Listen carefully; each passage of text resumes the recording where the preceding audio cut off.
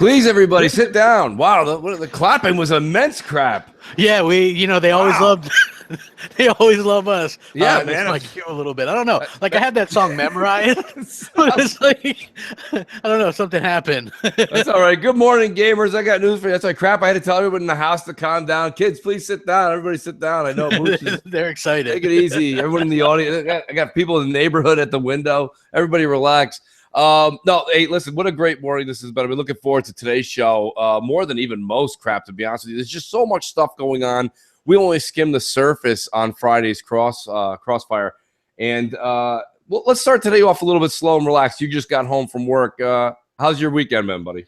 It's been pretty good, man. Like, what's funny is I like using Sony is like the gift that keeps on giving, right? Sort of like the Jelly of the Month Club. So they said something that's funny that I've been using in my day-to-day life, which is when they were talking about PlayStation VR, they say it's on track. So now I'm using that for everything. Like, hey, how's that doing? How's your diet doing? It's on track. It's on track. Yeah, it's on track. How's business going? It's on track. You know what I mean? That way, like, people don't even question it. And I love it. It's going great. You know what I mean? I think the it's on track is the new. It is what it is, right? Yeah, exactly. It is. Yeah, that's great. I love when that came into, when that first came into play. I want to say it is what it is. That slogan that people use almost every time with everything. I'll never forget. I had a contractor over at the house. He was working on something, and he goes, "Oh, geez." He's like, "You're going to need an extra line run this way." And I'm like, "Huh." And he's up on the ladder, right? I'm at the bottom of the ladder, and I go, "Well, how much do you think that's actually going to run me?" And he stops. He puts his tool down. He looks down, and he goes, "It is what it is." And I'm like, what the hell does that mean? What his point was, it's going to cost whatever it's going to cost. But what he didn't realize is if he said it was a number I didn't like, I would just say, don't do it. Yeah. So it's not what it is. But anyways, I'm getting a little too, as Bam Bam would say, getting a little too lit for a Sunday morning. He's a funny dude too. Like that was, he did pretty good on Crossfire. I was impressed. Yeah. He wrote me after, and he goes, "I know you and Crap are the stars that you guys are always the ones talking. But he goes, "I hope I filled in and I wasn't too." I said, "No, Bam, you knocked it out of the park for a rookie coming out from the audience right to the show. He did a great job. He'll definitely be on again for sure." Yeah, he did a hell of a job. He made the rounds too because he was on Console Corner and. Yep. Yeah.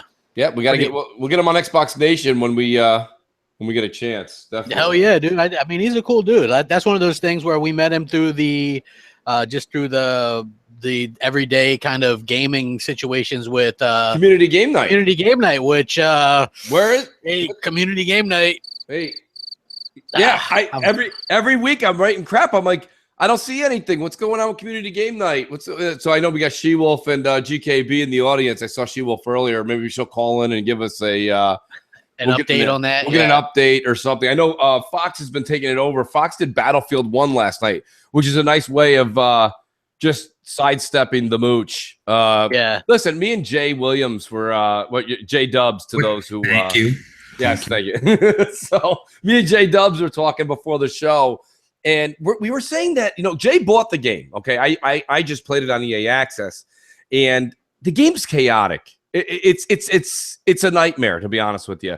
And this is coming right. I got 30 something years of gaming in me, bro. It's a nightmare. And, Jay goes, it's just chaotic. And I go, yeah, it makes Call of Duty look neat and organized. It's just, I don't know what it is. Jay, step in here from, everyone knows my point of view. What is coming from your side? What did you feel? What is it that Battlefield just misses on? Maybe it's because I didn't play a lot of the other games, but I just find it, like you said, chaotic. You get thrown into a map. You basically pick, you randomly pick a side that you think you're going to live on, and then you shoot down, and then you're running. There's explosions around you. There's planes shooting you from the sky. You're trying to find a bunker, but unfortunately, there's a guy there with a flamethrower blasting your ass as soon as you get there. Yeah. I don't know what it is, and it's because I don't play a lot of these types of games that I just wasn't having a lot of fun. Like even the night I was playing with Crap, I even said to him, I said, this isn't for me. Just really isn't for me. Yeah, the thing is, I was playing a few Saturdays ago. I played with Jez from Windows Central and Xbox Pope, Tom. Shout out to both of them. And we were playing, and I would respawn right next to Jez and pop, dead. Respawn next to Jez, pop, dead. I'm like, there's nobody around. I'm like, who's killing me? Finally, Xbox Pope turns around. He says to me, he's like, Mooch, look, do you see that building far away? I'm like, that potato chip crumb way out in the distance? He's like, yeah. He goes, there's a sniper in the top left window. I go, what the fuck monocle are you wearing? How do you see this? You can see the glint. That's what he said. He goes, there's a little glare. There's a little like this. And I go, what the hell's wrong with you Battlefield people? Who the hell's got time for this? And then out of nowhere, a fucking tank runs over me. So listen, I don't, look. It's great. That was so Jerry Seinfeld of you right there, Mooch. Well, listen, Jerry, everybody has a core, right? Their core. I grew up in the 90s. I think I've seen every Seinfeld episode like 80 times.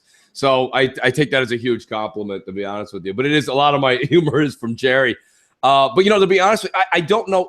People want to dedicate their entire lives to Battlefield. And listen, you know what I say to that? Awesome. That's great. And I think it truly is. It's a cult. Okay, it's a cult following. And I don't mean that in a negative way. But it's not for me. And the first thing J-Dub said to me this morning is, it's not for me. And I said, wow. I said, that's just how I feel. Now, crap.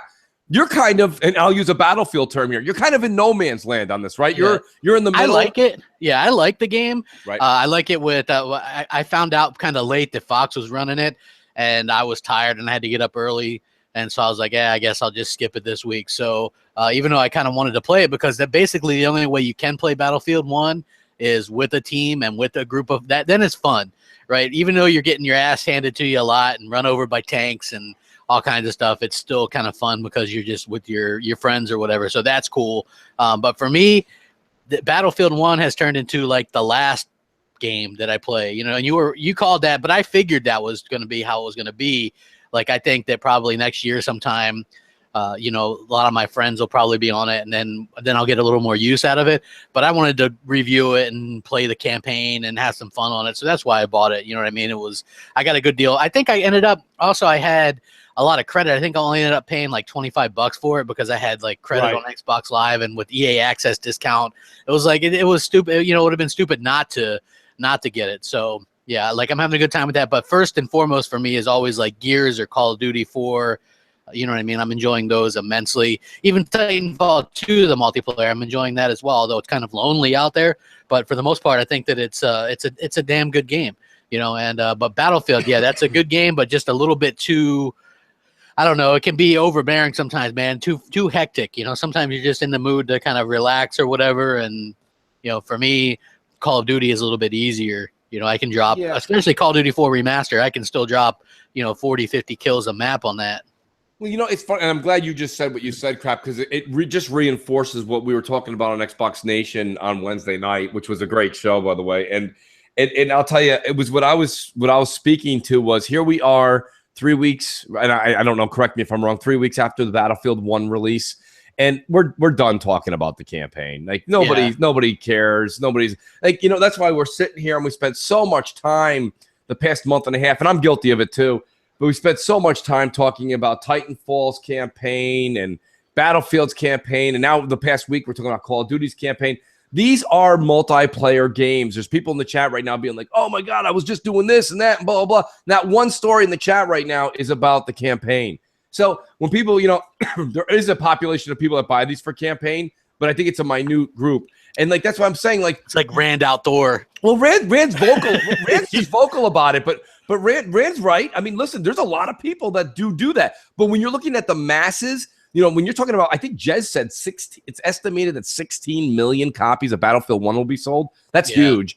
And I mean, 16 million, I bet you we could line up all 16 million, and I bet you there's about 1 million that would say they bought it for the campaign, maybe 2. Yeah. I don't know, but still out of that, out of the threshold, it's not a lot. And I mean, but don't get me wrong. My point being with a lot of these games is it's the multiplayer that has to really hit home for the success of a game. And Battlefield 1's campaign, multiplayer, it works. It's, oh, wow, that was early. Either that or I struck a nerve early. It's probably a little bit of both. Somebody's going to be eating a cannoli right now yelling at me. What do we got? M&C Mornings, how you doing? I missed that. I know. Hey, what's going on, guys? Jeff here, a.k.a. the Homeless Gamer, a.k.a. Trunks305, INKC on Xbox. Just want to play with you guys 1 or 2 times. And I just wanted to say I'm a little pissed off because all I hear people is talking shit about how people who listen to you guys are nothing but fucking sheep. And I disagree with that. I think that, you know, you're a new news outlet, basically. The reports on the fucking truth, and I'm tired of fucking hearing it.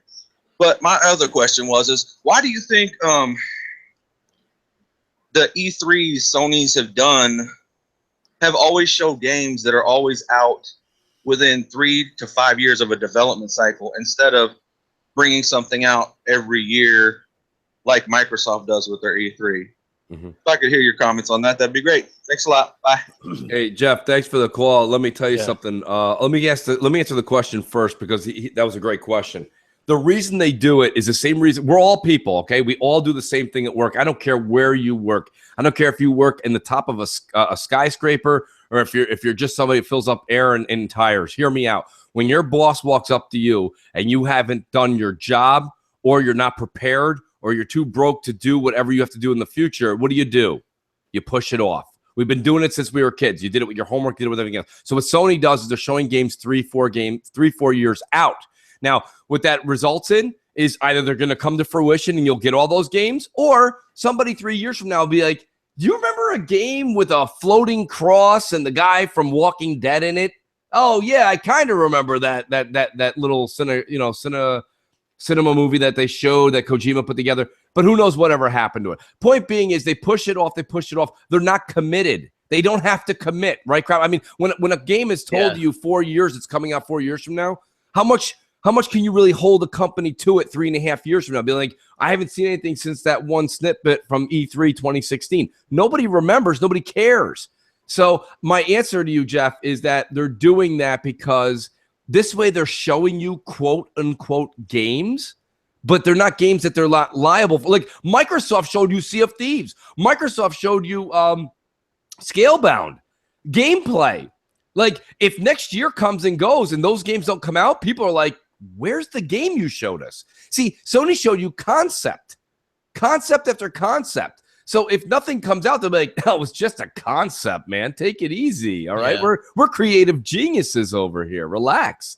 You know, so you have to understand that that's the whole thing. She-Wolf in the chat, it's hysterical.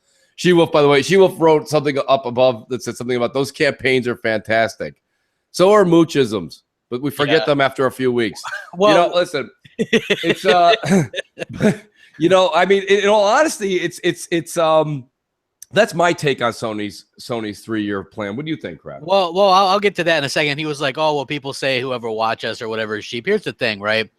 You have to consider the source of the person or the people that are saying that, right? Yeah. Like, for one thing, I would never get on here and tell people, don't go watch this person on YouTube, because that's not really my place. You know what I mean? Like, people can watch what they want and enjoy what they want. And I think it would be insecure of me to tell people not to go watch something or whatever, even if I disagree with it. Okay. Second of all, a lot of people don't like that we happen to have a larger voice in the community, although we've never said that we speak for anybody aside from ourselves.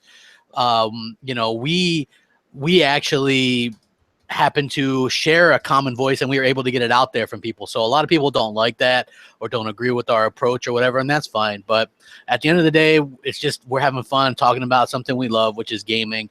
And, you know, people seem to really enjoy that. We're doing something that I don't see anybody else doing, which is a call-in show where we really base how the show goes off of people asking us questions and calling in and stuff like that. So that's something that's not really done before. And I think there's probably some jealousy involved with that, which, you know, that's to be expected. As for Sony, I believe that they titled their E3 this year Dreams 2 or something like that, right? Which basically they want to get that quote-unquote win, right, from the media and from gamers to be like, oh, man, Sony really won that. And I'm sitting there looking at the pre-orders that I have from the stuff shown at E3, and I got a big boatload full of them on Microsoft side, and I have 0 on Sony side, and I'm thinking, what the hell did Sony win? You know what I mean? Like, that doesn't make any sense to me. You know, to me, Sony likes to do that because they like to look good rather than actually be good. So absolutely, keep it short and sweet. M&C Mornings. No, great answer, Crap, and good questions, Jeff. Yes, great question. Hey, Mooch, Crap, what's up, y'all? This is Dirk Griggity calling another week. Diggity. Every week. Big fan of you guys. I'm Dirk Griggly on Twitter. Dirk Griggly76 on Xbox Live. If you ever see me have one of y'all parties or something. Well, anyway, first thing first, man. I just wanted to say I appreciate everything that you guys do, and I also appreciate when you talk shit about Sony. It really makes me happy because we had to deal with it for 3 years. Right, people talking shit about us, Xbox fans, and I remember it was a couple weeks ago. South was on one of you guys' podcasts. He said, "I don't want to stop talking about Sony, man." That kind of pissed me off, man. I wish I'd have threw his ass off the show that day because I want to hear you guys talk about Sony. You know, because people act like they're so perfect. And listen, man, times have changed, and they are fucking up big time, man. I mean, I'm starting to hear some of these Sony guys say that the Scorpio is going to be the same as the Pro. I saw Crap video yesterday, and you know, Crap, you hit the nail right on the head, man. Don't do this, Microsoft. And I really feel deep down inside Microsoft is not. They're learning from all of Sony mistakes. They are learning from all of this crap that's going on right now. They have a year to get all this stuff ready. They're already developing games for it, man. It's going to be a wrap, man. So that's it, guys. Keep on doing what you're doing. Peace out. Yo, good call by Diggity, man. Diggity. He's like, I'm loving the call-ins every week, and he's right. Like, if you didn't see it, Mooch, I did a video saying that the Xbox Scorpio cannot do what the PS4 Pro did, and that's come out and not perform these games as well as the base model. You know what I mean? They cannot do that. So I know for a fact, even though people won't believe it, we both know that people from Microsoft watch our channels, and you know, hopefully that's just a little bit. You cannot do that. Like, we can't come out next year and with Scorpio and go, well, you know, we got this game, Gears 4 in 4K now, but it plays better on the original Xbox One. You know what I mean? Like, you can't do that. Right. Like, they have to have this thing together, and they are, like Diggity's right. You learn, like, this is what Microsoft is doing that's so brilliant right now is they're able to react off of Sony right now. Yes. Sony has nobody to react off of, and they're just they remind me right now of a chicken with its head cut off, just all over the damn place. Seriously, like, if they aren't hitting the panic button, they will after they lose November NPD. And I guarantee it. Look, I'm gonna, you know me, Crap. I try to refrain from it, and I always mention this ahead of time. I don't like using the words "I called it." That, you know, who gives a shit if I called it or not? But I told you these pros they're just gonna sit there. They're lost in no man's land. I've been saying it for many, almost 2 months now. The point of the matter is that it's giving you even less than we thought it was going to give us. We thought you were at least going to walk away and start to see this higher quality game. You're not getting much more out of this, and now we're finding out that the frames not even per second, a little mo. You're not getting a little more. And who would have known? Yeah, right. You know, and it was funny because I can't wait. Like, I'm really looking forward to BGST tonight because I want to have a conversation with Z about this. He's made some great videos, and Z said, "Look, he goes, I don't feel so bad. I got $200 for my old PS4, so I only put $200 out of pocket. But I want to sit there and say to Z, I want to say, Z, but you put $200 out of pocket, and now the same games that you own are playing worse." So I don't understand. I think my recommendation to people right now, if you don't have a PS4 and you want one, is go buy a refurbished PS4 vanilla.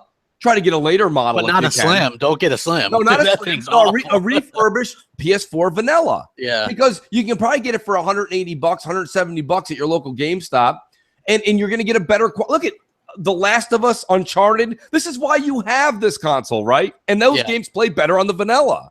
Yep. So there's something to be said for that crap. And I actually feel bad having this conversation with you because you have a Pro. I know. And do you still have the vanilla? Yeah, I do. I mean, okay, I could sell it or I could give it away. No, you know what I mean? I'll probably just, sell the Pro. It's not giving you anything. You're getting less.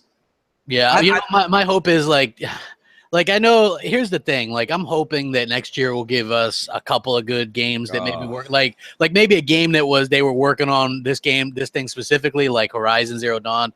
I'm hoping that it has That's possible, Crap. But let's just do math here. Let's just do some math. You're talking about, and you made a joke of it yourself on your video, the remaster.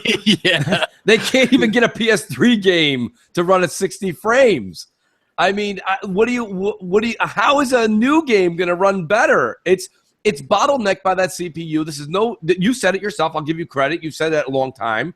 I mean, there's no magic you can pull. We've learned this over this generation, right? There's no secret sauce. There's no this. There's no that. It is what it is. The specs are on the back of the label on the box. These parts that Sony bought are on the shelf, people. They didn't make them in their studios. They didn't make them in their labs. These components are bought off the shelf. There's nothing magical that's going to come out of this thing. So, I say to Crap, when Crap said he was going to get this thing, I said, Crap, please return it. I begged him. He's like, return it. Return it. Please return. I was like, dude, like when you get a box, I don't know, there's something about it. And don't get me wrong, that's the kid in us. There's a little kid in everybody. I get that, man. Trust me, I got some hate for it, man. I got some Xbox dudes are like, dude, what are you doing? You're always like, Xbox. I'm like, dude, I got Xboxes out the ass. You know what I mean? Come on, you know what I mean? I'm a gamer. Like, people are surprised that I'm a gamer. They don't understand our stance, and this is what Jeff was saying. This is why we do what we do, because we give a shit. It's not that we don't hate Sony for the sake of hating Sony. We hate Sony for their smoke and mirrors, their lies and deception. That's true. M&C Mornings, what's up? How you doing? Yeah. Pull up the Craps window, please. Howdy. Exact change only. Okay. There we go. It's so great when people are like, what? Now? Oh. Oh. Hi, Xbox family. This is Macintosh. Full of 18 in the chat. I have 2 questions for you guys. First one, what is your expectations for Game Awards? And second, Phil Spencer is trying to make a great portfolio of games for different genres. Which games do we need more to fill his task? Thank you guys, and have a great Sunday. Sprechen Sie English? Nice. That was awesome. Macintosh is awesome, by the way. If that's I know. He's a good guy. He is. He's in Russia, so he speaks pretty good English. Very good, because I got news for you. If he asked me to just say 3 words in Russian, I fail. Yeah. He asked about. Go ahead. I mean, well, the Game Awards. He said, "What's our expectations of the Game Awards?" Let's answer that with a laugh track. To be honest with you, I would say probably not good. Not good at all. Because what I think you're all going to see at the Game Awards is a 3-hour montage to Uncharted 4.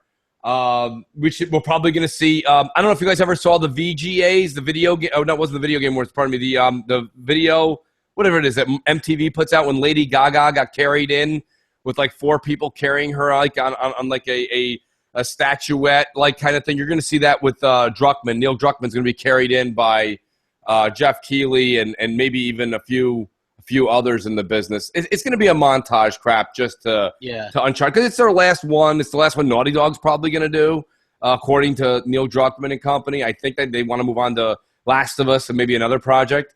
And don't expect a lot, guys. I mean, the best we're going to get is if Forza Horizon 3 gets a head nod.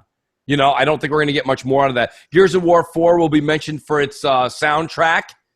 And, I don't know. Maybe we'll get, I don't think you're going to get much from the Xbox. We never get anything on the Xbox side. Yeah, I mean, it might win Best Racer because I don't think that there was much. A category? Yeah, it's usually a category. They lost to soccer cars. Forza Motorsport 7 lost to soccer cars last year. Right. So, I mean, there's that. And that's a shame too, because to be honest with you, the concept and thought of the Game Awards is really great. You know what I mean? I think it's awesome. The problem is it's run by it's basically run by Sony. Yeah. Well, yeah. Did you see the first copy of The Last Guardian in the Wild? Did you see who took a picture with it? No, I haven't. Your boy Jeff Keighley. Oh, that's right. No, Keighley took a picture with what was it? Whoever one of the people is from The Last Guardian, I think. So remember he was the one that took the picture with Kojima or whatever. Yeah, it's rigged. Look, when you watch the Emmys or you watch the Oscars, if Leonardo DiCaprio, okay, he's a Oscars like fan favorite all the time, right? He's got front row seats. Yeah. When he was like 22 years old, he sat right next to Jack Nicholson. Jack Nicholson, who had like 85 movies to his 2. And he sat right there. So he was an Oscar darling from day one. But he lost like 17 competitions in a row before he finally won for The Revenant. And my point being with that whole thing is, this is not the same situation. This is like if Leo won all 17 because he sits next to Jack Nicholson. Not only that, Jeff Keighley is one of the main ones that really hyped up No Man's Sky, which oh my god, that is like the worst game I played. Like for games this year, I think they should do worst games. I would like to do that. Maybe we'll do that sometime this year. Like worst games or most disappointing, because I would think that probably The Division would be up there for most disappointing. I would think that No Man's Sky would be up there. Like that might be one of the worst games I've ever played. Yeah, no lie, that is seriously one of the worst games I've ever played.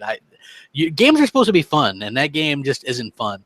And so I think I blame him a lot for that too, because he was the one that trotted that guy out there too, and was like, "Here's this trailer," and then I was watching this thing. Like if you watch it, I guess Sean Murray was on Stephen Colbert's Late Show or whatever, and he was playing the game, but apparently what he was touching on the controller wasn't linking up to what was on the screen. Yeah. So it was like it's all smoke and mirrors. Like you get lied to, and Sony gets away with it. They get away with it. Let me answer something here, Crap. This is an interesting subject. Okay, so Mr. Bean in the chat, he wrote, "Well, the way Mooch talks, you think he was on Xbox's payroll," which is very funny, by the way. And if I was on Xbox's payroll, I wouldn't be in all the controversy that surrounds BGST. Believe me. Yeah, how can we be on their payroll if they hate us? Right. According to the haters, right? A. B. How about this? There's a thing in this country, right? Because the United States is a melting pot. Okay, we have so many different cultures, so many great different people that are here, right?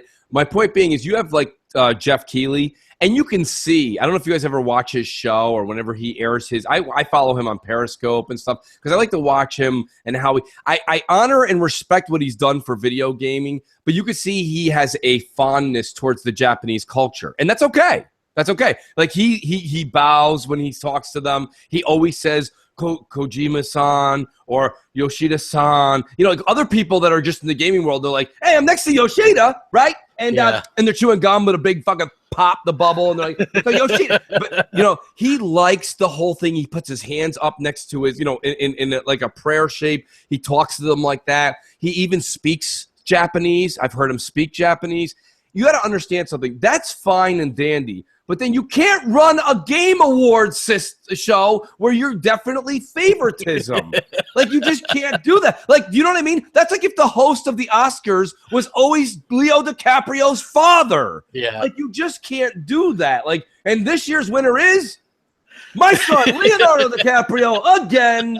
I just built another shelf. We got plenty of room for this. Like, he's into the Japanese culture. He's so much into it, and it's like literally, if Mooch made Kamasaki Dragon 17, Jeff Keighley would interview me, right? But he's just into that culture. So I think there's a little bit of lopsidedness, and that kind of sucks, right? Because the Video Game Awards would be so awesome. Not to go on a political rant, regardless of which side you choose, the media themselves are coming out and saying they were biased during the election coverage, right? But the funny thing is you have people that believe that there's no bias.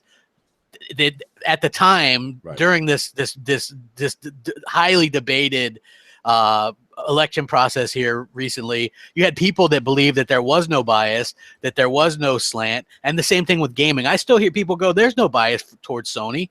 People don't inherently dislike Microsoft. They like them both the same. They cover them both the same. And now we know that's bullshit because you have like the New York Times come out and admit, "Hey, we're wrong." They're losing thousands of subscribers, because even the Democrats are like, "Wow, you really misled us." You got the Huffington Post. They're like 99.9% chance Hillary wins, and people are like, "What?" Yeah. You know what I mean? Like this is, and you're seeing the same stuff with gaming. Like, so you can correlate that, and that's not an endorsement of anyone in particular. That's just, I'm just calling it how it is. This is what's coming out in the news. Yeah, these news people are apologizing for being biased. Yeah. Well, you know what? I can't wait to see IGN, Kotaku, Polygon, and all them come out and apologize. How about remember this, folks, whether if you're in the audience or you're in the chat, if you own a PS4 right now, I don't care if you own a vanilla or you own the Pro, you have to understand something. Don't you feel just a little bit misled? Don't you feel like when you bought it, you were bringing something home that the media's been telling you is the superior console, and then when you plugged it in, you were like, it's really not? Yeah. Or it's status quo? I'm sorry. It's the same UI.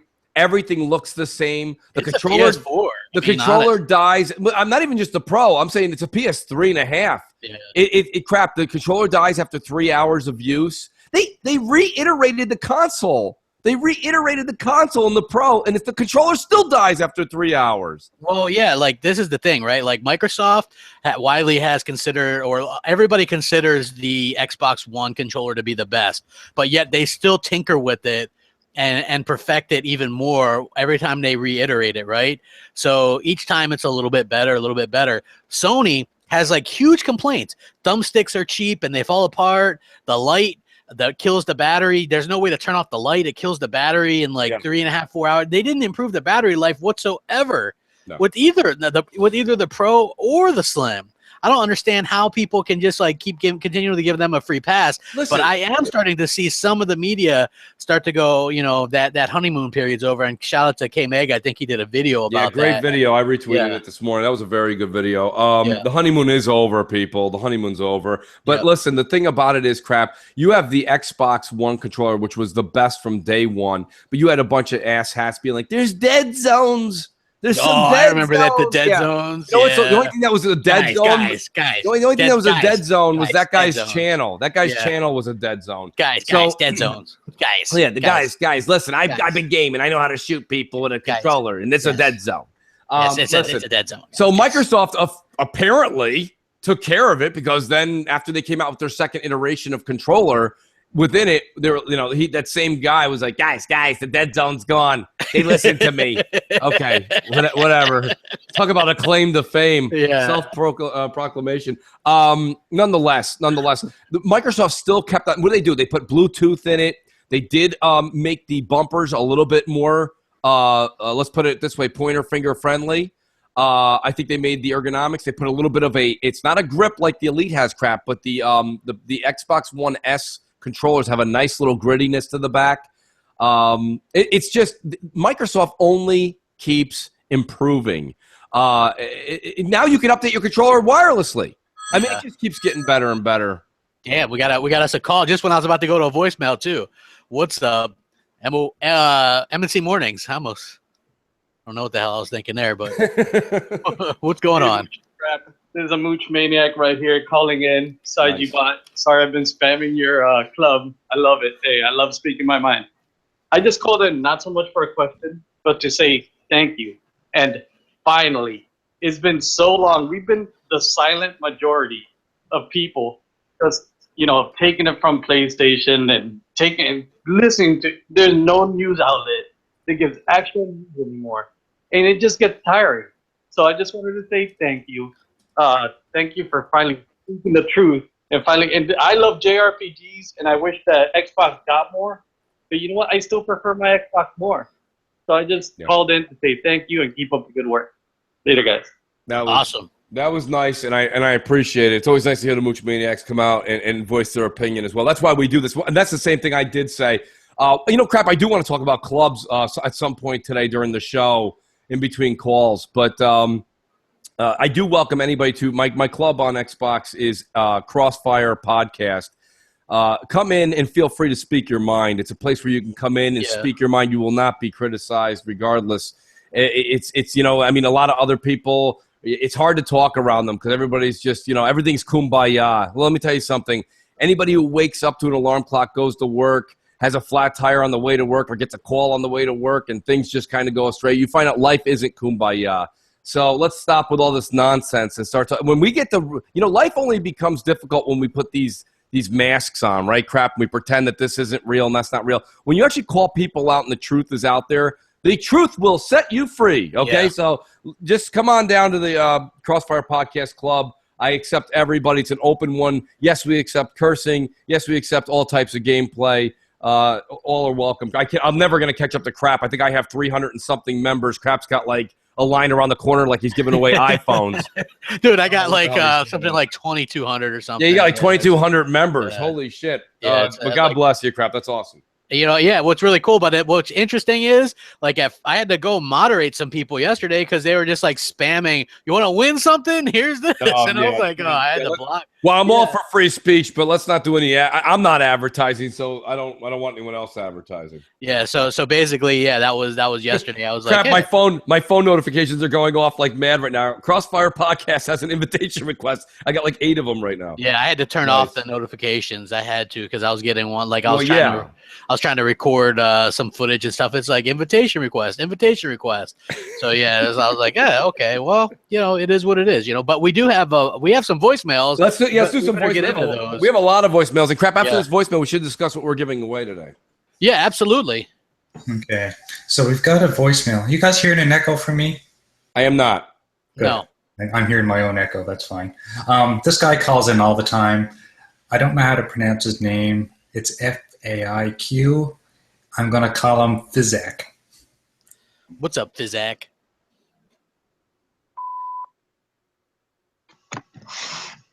Hey, good morning, guys. Just have a couple of thoughts to share.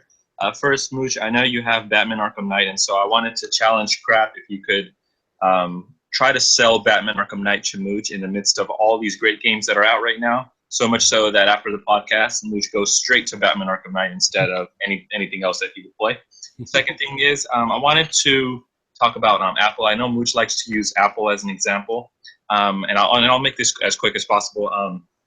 Apple started off as putting professional tools into the hands of students, making it a great, clean experience, great customer service with the stores. iPad, iPods were great. And so Microsoft went ahead and implemented some of Apple's strategies with their own. They went ahead and modified their store. They started focusing on consumer electronics with the Zune, which was unpopular, but Xbox certainly, and then the Surface, and now they're looking to make a Surface phone too. Hopefully it's successful. Windows 10 is great on all these devices, and convertibles are giving consumers options. And so the reason why I mentioned Apple is because if Apple had a model that worked, Microsoft went ahead and implemented it, but it seems like Microsoft doesn't get the credit that they deserve. Even when they do listen to the consumers and what people want, with the feedback website and just everything that they've done in total, they don't seem to get the credit from the general public for what they do, and just for them changing their opinion. So I just wanted to get some of your thoughts about that. Also, just a couple of opinions that I have. I believe Halo 5 is still the best FPS. I just wanted to also learn about the one guy who came on, I think Mooch or Craps, one of you guys' podcast, saying that their Xbox has some sort of secret sauce. I just wanted to learn more about that. If you could possibly get him back on the podcast and for him to talk about Gears 4, that would be great. Also, I wanted to ask, would you guys be creating a club? One of the Xbox Live features that are coming are clubs, arena, things like that. Would you guys be creating a club for us to join and possibly have tournaments or something like that, play with you guys? Also, how does Battlefield 1 sound on your guys' systems? I'm sure you guys have a pretty good sound system, so I just wanted to learn about that. Have you guys ordered a design controller? I ordered mine. Just to let you know, I made mine all white with gray sticks and gray backs. I would be interested to know what colors you chose, and also if there are any Xbox Live memberships, I would like to make myself eligible for that. Thank you so much for your time. Bye. Woo! Jesus Christ, he went a little too fast. Listen, you know what was great about that? Has anybody ever seen the movie Back to School, Rodney Dangerfield? Yeah. At the very end, he has to take the exam with the professor, that the professor doesn't like him. And he's like, I have one question for you. And Rodney's sitting there with that cocky face where he's looking left and right. He's like, one question. And then the professor goes, in 27 parts. That was what just happened right there. Well, he's like, I got a question for you guys. And I was like, all right, shoot. He's like, sell Mooch on Batman Arkham. I love Batman Arkham. I thought it was really good. I have Arkham. I do have Arkham Knight. Some people didn't like the Batmobile stuff. I liked it. You know what I mean? I thought that it was, I don't know if that game was the best. That might have been the worst of the bunch for me, but I still think it was a really good game. I don't know if I hate the Batmobile. Yeah, see, like, well, even J-Dubs is like, hey, I don't know. Before I attack the Batmobile crap, listen, you guys all have seen the Macy's Day Parade, right? Where we have the big floats and you have the Spider-Man balloon that's almost as big as it's taking up the whole street between two buildings in such a big city. That's how I felt like they designed this. Even Batman himself, not just, of course, the Batmobile really implies for that, but like, they made this beautiful city, but at the same time, it feels crunched.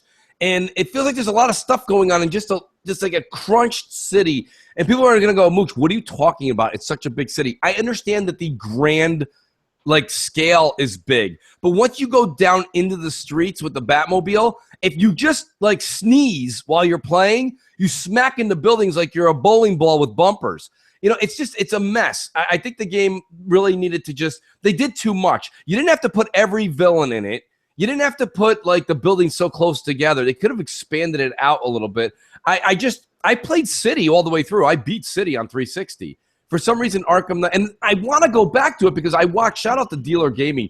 Dealer does all of his videos, and he always plays Batman Arkham in the background. And I'm like, damn, that does look good. I just can't see myself putting 20, 25 hours into it with all these games coming out right now. Yeah, I mean, it's a good game. What were some of the other questions he asked? Like, he was like, well, before he got into the whole, I think what, I didn't write a lot of them down. I was going to answer the Batman question. And then he was asking about, the funny one was he said, can you bring the guy back on with the secret sauce? I was like, please let Crap bring Mr. X on. That'd be great. Yeah, there's that is probably not going to happen. That probably wouldn't happen on Crap's channel, buddy. I'm sorry. When you said that, I was laughing. I was like, listen, I don't mind Mr. X. I don't mind. Listen, that was Parasite X, first of all. Oh, Parasite, excuse me, Parasite. It's like I don't even have a problem with it, but it's like all these supposed insiders and stuff, they're not even really getting information that we're getting.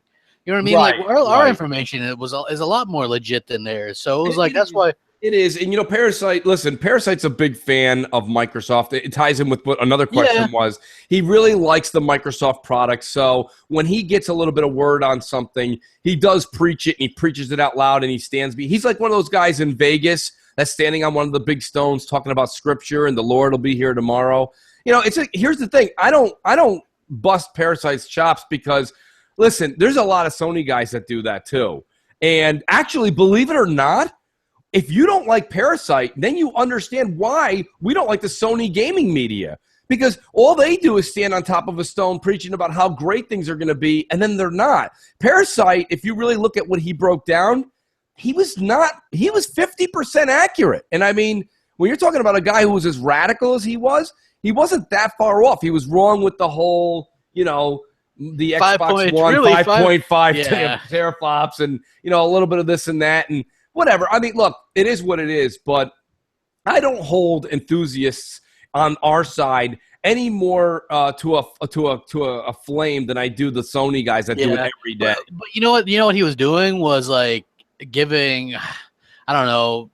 To me, he was like giving a lot of false hope and stuff to people. And I never thought that the Xbox One needed any of that stuff. You know what I mean? Like, as far as I was concerned, it was always the better one, even if a game was in less resolution, because of just the community, the controller, the online, just everything was much better to me. Well, the thing, here's my thing with the whole generation. Now that we can play Monday morning quarterback crap, I like that you're a traditionalist in that way. I really do applaud you for that. Now, a bit of what you've done over the past 3 years and knowing you've changed my thoughts on gaming too. But I will say this. I would always say that the games should speak for the victor, right? But at the same time, we did leave the 720 era in 2012, 2013. You would think that if me and you were sitting on any board, you would be like, if you were working for Microsoft, you would have said to me, Mooch, here's the deal, okay? I want games to be at the forefront. That's the most important thing moving forward. I would say yes, but can we just agree that now everybody in the world has a 1080p TV? We have to aim for that. You'd say, yeah. You go ahead and do that. That's easy to accomplish. That's just a different part off the shelf. Let you make that happen, but games are the focal point. And you're right, games are the focal point. But unfortunately, we did 720p for 8-9 years. It was time to move forward. So the games did speak volumes from Microsoft, even though people didn't support them at first. But I think that where Microsoft did mess up is you do have to realize that with a new console, even if you're talking about NES to SNES, it is graphics that matter. Yeah. Well, again, resolution isn't graphics, though. True. So. Very true. M&C Mornings, what's up? Howdy ho. What's going on, Oh. people? It's the Xbox calling straight from the tri-state area. Yo, guys, I have a question for you. Our boy, Randall Thor was giving me some shit yesterday about, I guess Frank O'Connor came out on some website somewhere and said that Halo 3 anniversary is, there's nothing planned at this time. Ooh. So, guys, I want to know, do you think, like, the whole Halo 3 anniversary rumors are completely dead?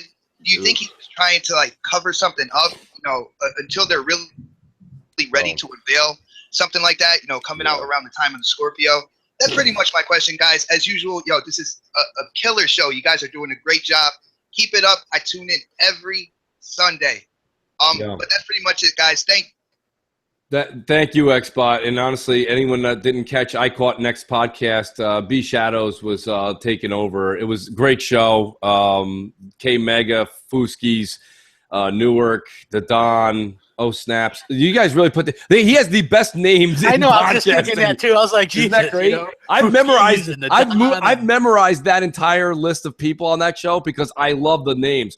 Fuskies is by far the best name I've ever heard anybody in podcasting. Well, you know, and Frank was on, I guess, NeoGaf. I don't know why these guys. I think Rand might have a point, though. Crap, yeah. Yeah, you know what? Like, it probably isn't like since Frank said it's no. He says because the returns wouldn't be worth it. So I guess I get that. You know what I mean? And it is already they up-resed it and 60 frames per second did it on the Master Chief Collection.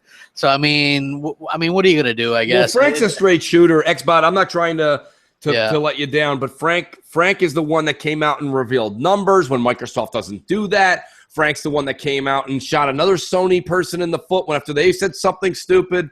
Frank's a straight shooter, so I don't know if Frank's the type of guy to be like, fooled them. You know, he's not really that kind of guy, so I would. And they are coming out with Halo Wars 2 earlier in the year, so. Right. And like I think we said on a BGST one time, Crap, we don't want to suffocate the Halo brand. Yeah. Because, look, Halo 5 did a really good job at, I think, of reinvigorating that multiplayer. As far as I'm concerned, that is some of the best multiplayer. And they're still supporting it. They really went out of their way to do a good job and support that. And I think that they've done a fantastic job. By the way, if anybody wants a steep beta code, just call in M&C Mornings and say you want one. I have 3. So if you guys want to. What is it you have? 3 what again? Oh, steep. Yeah, steep beta codes. I got sent 3 of them, so if you guys want one, this is for Xbox One. Go ahead and you know, Crap. We probably should get to another voicemail. Because we have so many today to get through, and that impacts a winner later on tonight or today. But you know, Crap, we got to talk about clubs because you know you remember my stance when it first came out when it was in the preview, and I've been trying to bite my tongue until it went public. And I appreciate that one caller who called in and said that he liked it. So maybe I need to go back to the drawing board and reevaluate. But the jury's still out on clubs. What's your take on it? Do you think this is going to stick around, or do you find it to be redundant? I like it. I think that it's cool. I like how it's set up. You can share screenshots. It's you know, I'm always like, hey, Xbox Nation tonight at 8 or whatever, and it always gets like 60, 70, 80 likes or whatever, and people are like, hell yeah, once in a while I'll get a troll or whatever, which is it's kind of weird to me that somebody would have an Xbox One and try to troll me. I'm like King Xbot, you know what I mean? Come on. Right. But I like it. I think that is pretty cool. I don't know, and you know what really reinvigorated it was that it's open to everybody now, because we have to remember that it wasn't, even though we had it for a long time, nobody else had it, like the majority of people. I managed to get over 1,000 people in there when it was just in beta, so to me, I think that that's great. Like a lot of the fans and stuff want to game with. I didn't even realize that people actually wanted to game with me and like hang out. Like you forget about that sometimes, and it's not saying that we're stars or anything, but I just think that it's cool, and I sometimes forget that people do like kind of like us and want to game with us and hang out and stuff. You know what I mean? I always forget that. People say this all the time, ignore all the trolls and the neutrals on Twitter. Like Crap said earlier in the show, always look at the source. But in all honesty, I'm proud to be the person that I am in the Xbox community. This brand is only going to get better. It's only going to get stronger. And to be honest with you, if you chose Xbox from day one, or if you chose Xbox as of yesterday, you're not that it's about being on the winning team, but this is a team that actually gives a shit about you, the community. We have open community game nights. Look at the podcasts that the Xbox community have versus the people that you may listen to on a Sony podcast. They don't talk to you. They don't want to hang out with you. This is an open forum. This is what this show's all about. This show is about people. It's about the audience. It's about the people that listen to all these podcasts, because you guys have actual concerns and questions that we may not hit. And I think that's why this show is so important, and I hope it spreads to even more people catching us live. Catching us live or even watching us after. I know it says live on it, but I tweeted out on Monday morning and say this is a great show to listen to on your Monday morning commute as well. It's something that maybe sparks an idea and a good question for you to call in next week. Yeah, and it's almost up on iTunes. So. Yeah, we are almost there. J-Dubs, are you busy? I'm always busy. You are nice answer. Well, if you get a chance, Jay, well, I'll speak for Jay. Jay, do what you're doing. No. What do you want me to talk about? I just wanted you to let the audience know how far out we are from iTunes. We're very close. Yeah, we're very close. So basically what I'm doing right now is I'm editing all of the audio files from all of the podcasts, which, if you've watched the podcast, they're 2.5 hours long, most of them. So I'm making sure that the intros are clear, the outros are clear. In the earlier episodes, things were kind of iffy because we were just figuring things out. I'm just cleaning things up, getting them up on iTunes. We've got a media server. Everything's running properly. It's just right now Apple's kind of giving us a hard time trying to verify the RSS feeds and making sure everything's clean and ready to go on their end.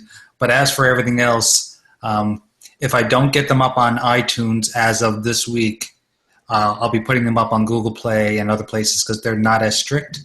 So just look out for that. We'll tweet it all out. Okay. Great. Thank you, Jay. Yeah, also, I have a 1-month EA access code that somebody's going to win. And I have Assassin's Creed Unity digital download as well, which actually that game is really good now. I don't know, maybe you skipped it or whatever, and it had problems at launch, but right now it's really good. I got a code for that complete download on Xbox One. And I also have Gears 1, 2, 3, and Judgment. So... yeah, like I don't know if anybody's actually in need of this. I think that thing's like the most passed around thing ever, but I did get some codes for that. So yeah, I got some. We got some. Crap, you're gonna have to make it. So who's gonna the Wheel of Wonder is gonna give away which then, and the call in after the Pony soundtrack will be who? Okay, so I guess when what do you think? We should do the Wheel of Wonder for the game. And then we'll do the Pony sound for a month of EA access. Yeah, so there you go, folks. So we'll go ahead and reiterate that so everyone understands. When you hear the Pony noise that has become very familiar to everybody, the next caller. Hi, your ultimate party pony. When you hear that, that's not this one, folks. So the next caller won't win it. But when you hear that later in the show, the next caller will get the 1-month EA access. And then we'll be giving away AC Unity digital download game on the Wheel of Wonder for one of the very 10 lucky voicemail callers will get that game. Yeah, absolutely. So hey, do we I know we probably have a voicemail ready to go, right, Jay? Yeah, we have one from Aaron Wilkinson. Oh, all right. Let's do it. What's up, Mooch and Crap? Love the show. Keep it up. Talking Forza. Turn 10 has the crown and appears to have no plans to give it up for what I see. With Forza 6, they perfected rain and night racing to such a T that they even went to the tracks to measure the depth and length and width of common puddle locations on these tracks, making project cars, dynamic weather, and rain irrelevant. With the snow expansion coming in Forza Horizon 3, it's clear that this will dominate as the answer to Drive Club's snow weather. With no formidable racing game in the PlayStation camp, to measure up to the Forza Motorsport and Horizon franchises. To me, it seemed that Turn 10 can take it easy, but knowing them and how they aim to push boundaries, what features in Forza Motorsport 7 do you think we can look forward to? Personally, I'd like to see a Formula Drift career mode. I think that'd be fresh. And one last thing, the Forza 5, they displayed a McLaren P1 on stage, still my favorite car to drive. And Forza 6, they lowered a freaking Ford GT from the ceiling. What car do you think that they'll wow the crowd with next year with Forza 7 around the corner? That's it. Have a good show, guys. Much props to Jay, the graphic god.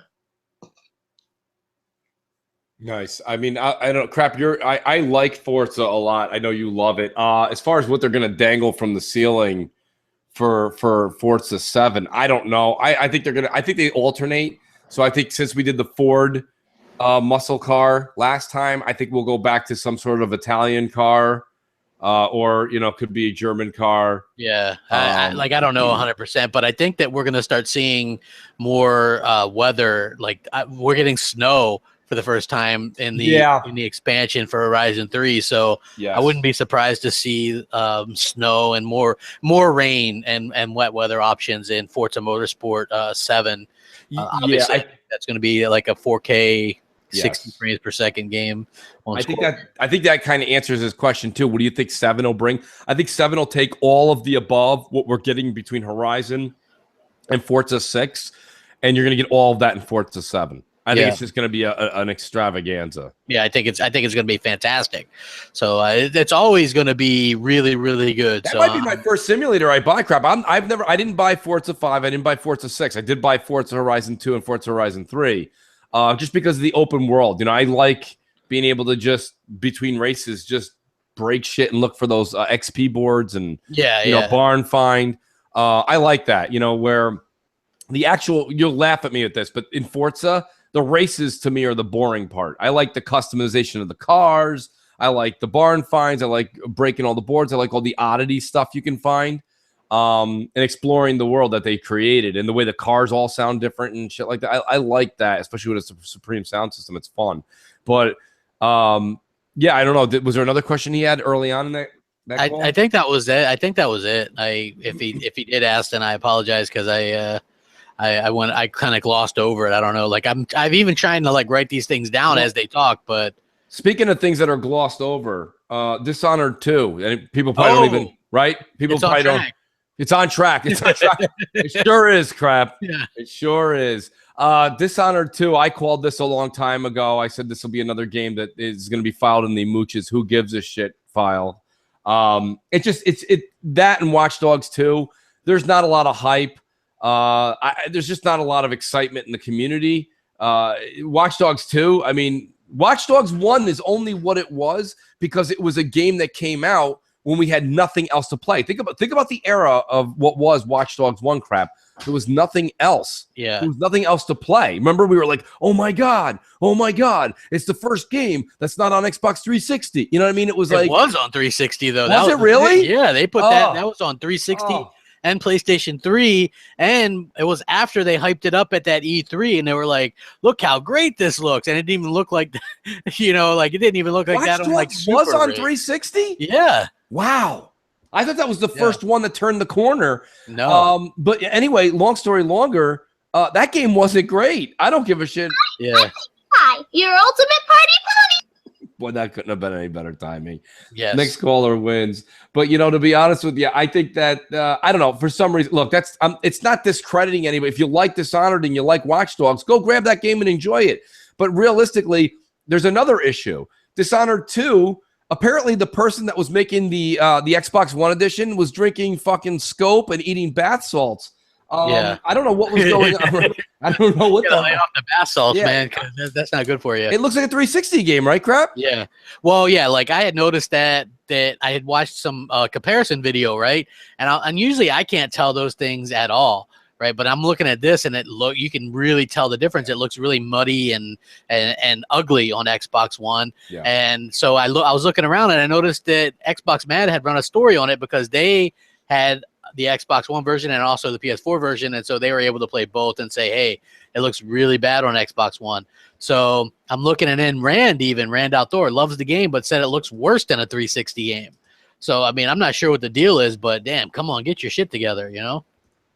Yeah, like I don't know. To me personally, I saw that, and usually you would see Mooch, you know, I'd raise the flag and go crazy over it, but that game to me it puts people to sleep. Yeah, absolutely. Oh my God, it's a coma. Okay, we have a winner, guys. All right, nice. Okay, you're live with Mooch and Crap. Who do we got?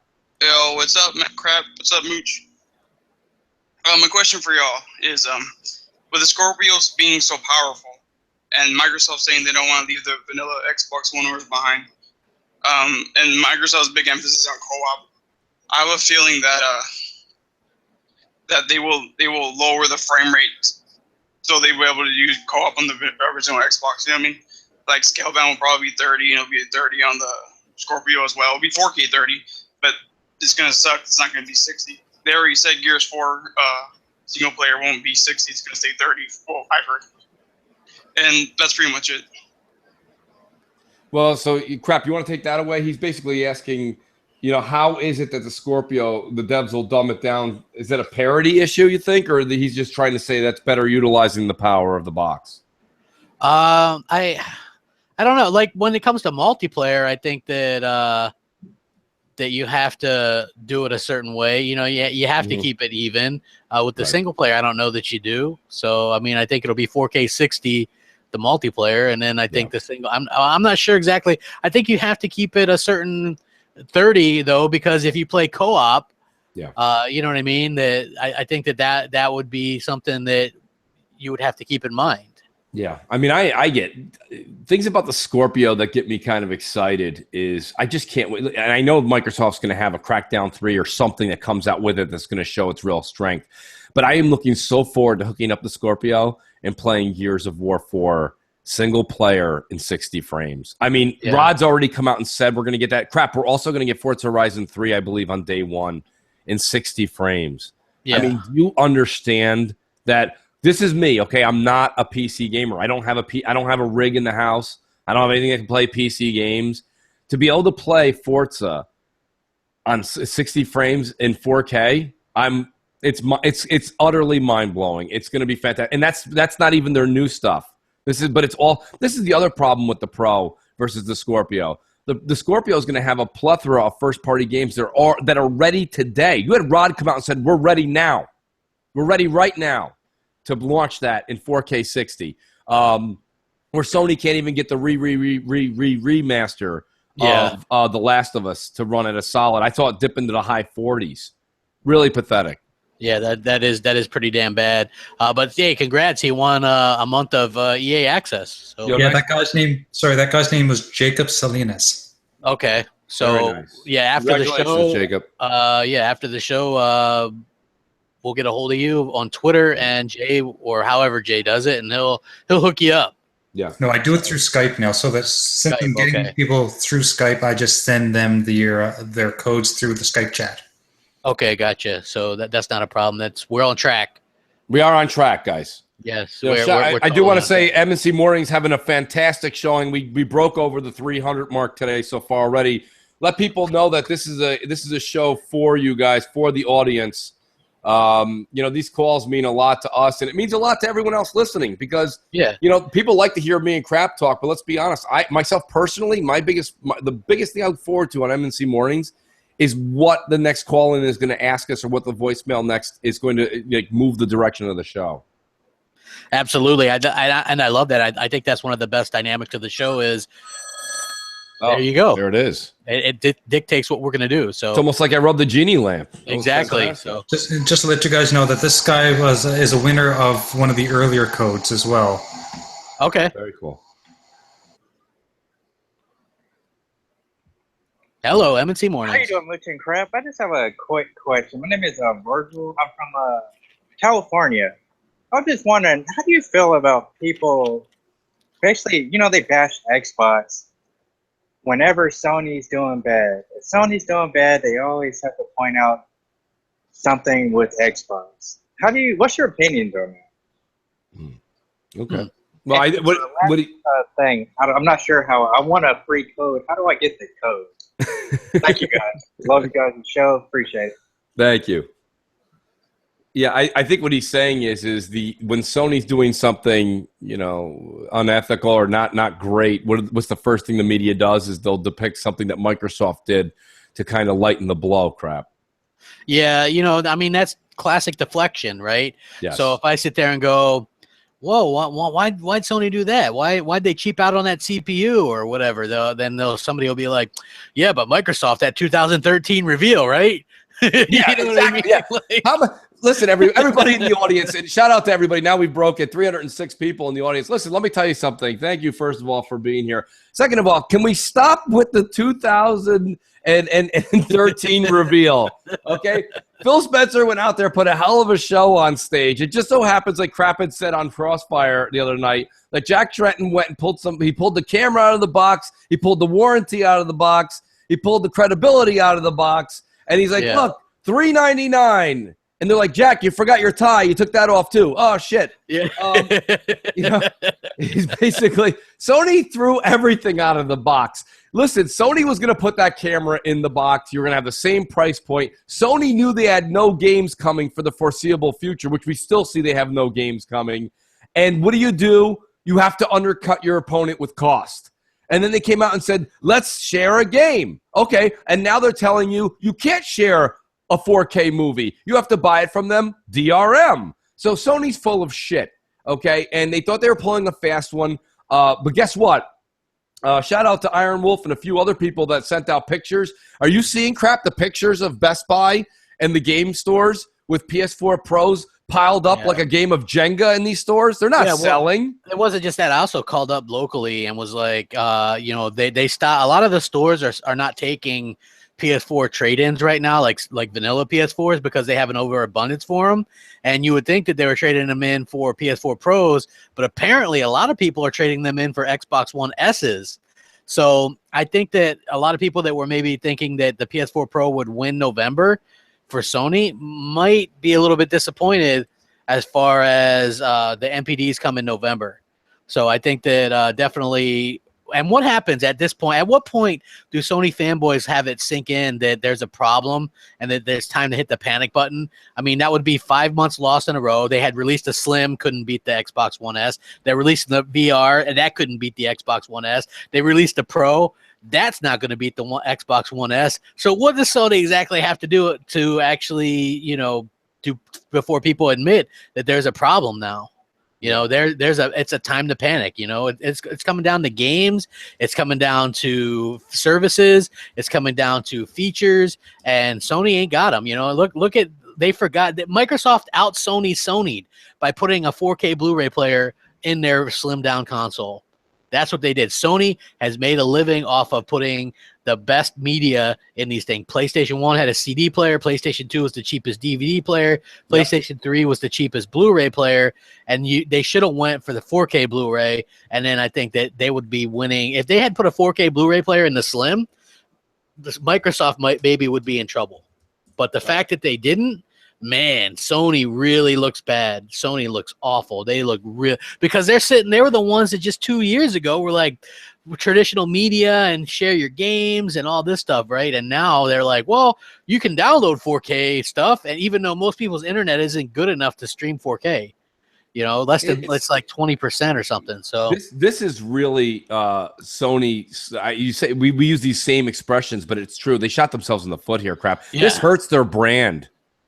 The brand is going to be hurt after this because you've confused the public. You've confused your fan base. Because now people were like, I thought I was going to get the Pro, but why am I buying it? No 4K player. The controller's still the same piece of shit. There's no games to play on it. And the games that I'm going to be playing, if you own The Last of Us remastered, you're going to get a worse experience on the Pro. That's just, you don't believe me? Tune into Digital Foundries, who gets paid by Sony. I mean, tune into them. Yeah, agreed. I mean, it's really bad, but we are starting to see some of the media go, Microsoft is not only doing better things for gamers right now, they're also more consumer friendly. Just look at where Phil Spencer and Larry Herb and all these people were in Mexico. When was the last time Sony and Yoshida and Kaz Hirai went to Mexico and met with gamers, or Australia and met with gamers? When's the last time any of those guys you just mentioned come to the United States besides E3? Never. Never. Unless they have a show that they have to put on, they're never over here. But then when they do like a show on you know, some kind of video stream, they're like, we love American customers, buy our shit. Yes. Buy all our shit. Buy our shit. And then you have American people like being like, defend them. Like, you have Phil. Phil was in Australia. Phil was in Mexico last week. Aaron Greenberg was riding around in a pimped out Mercedes-Benz, throwing Gears of War 4 consoles at people and knocking people out with them as he drove by. Yeah. He's just chucking consoles out. Like, hey, here's a console. Ouch. You know, like, people were getting whacked in the head with consoles. Like, it was crazy.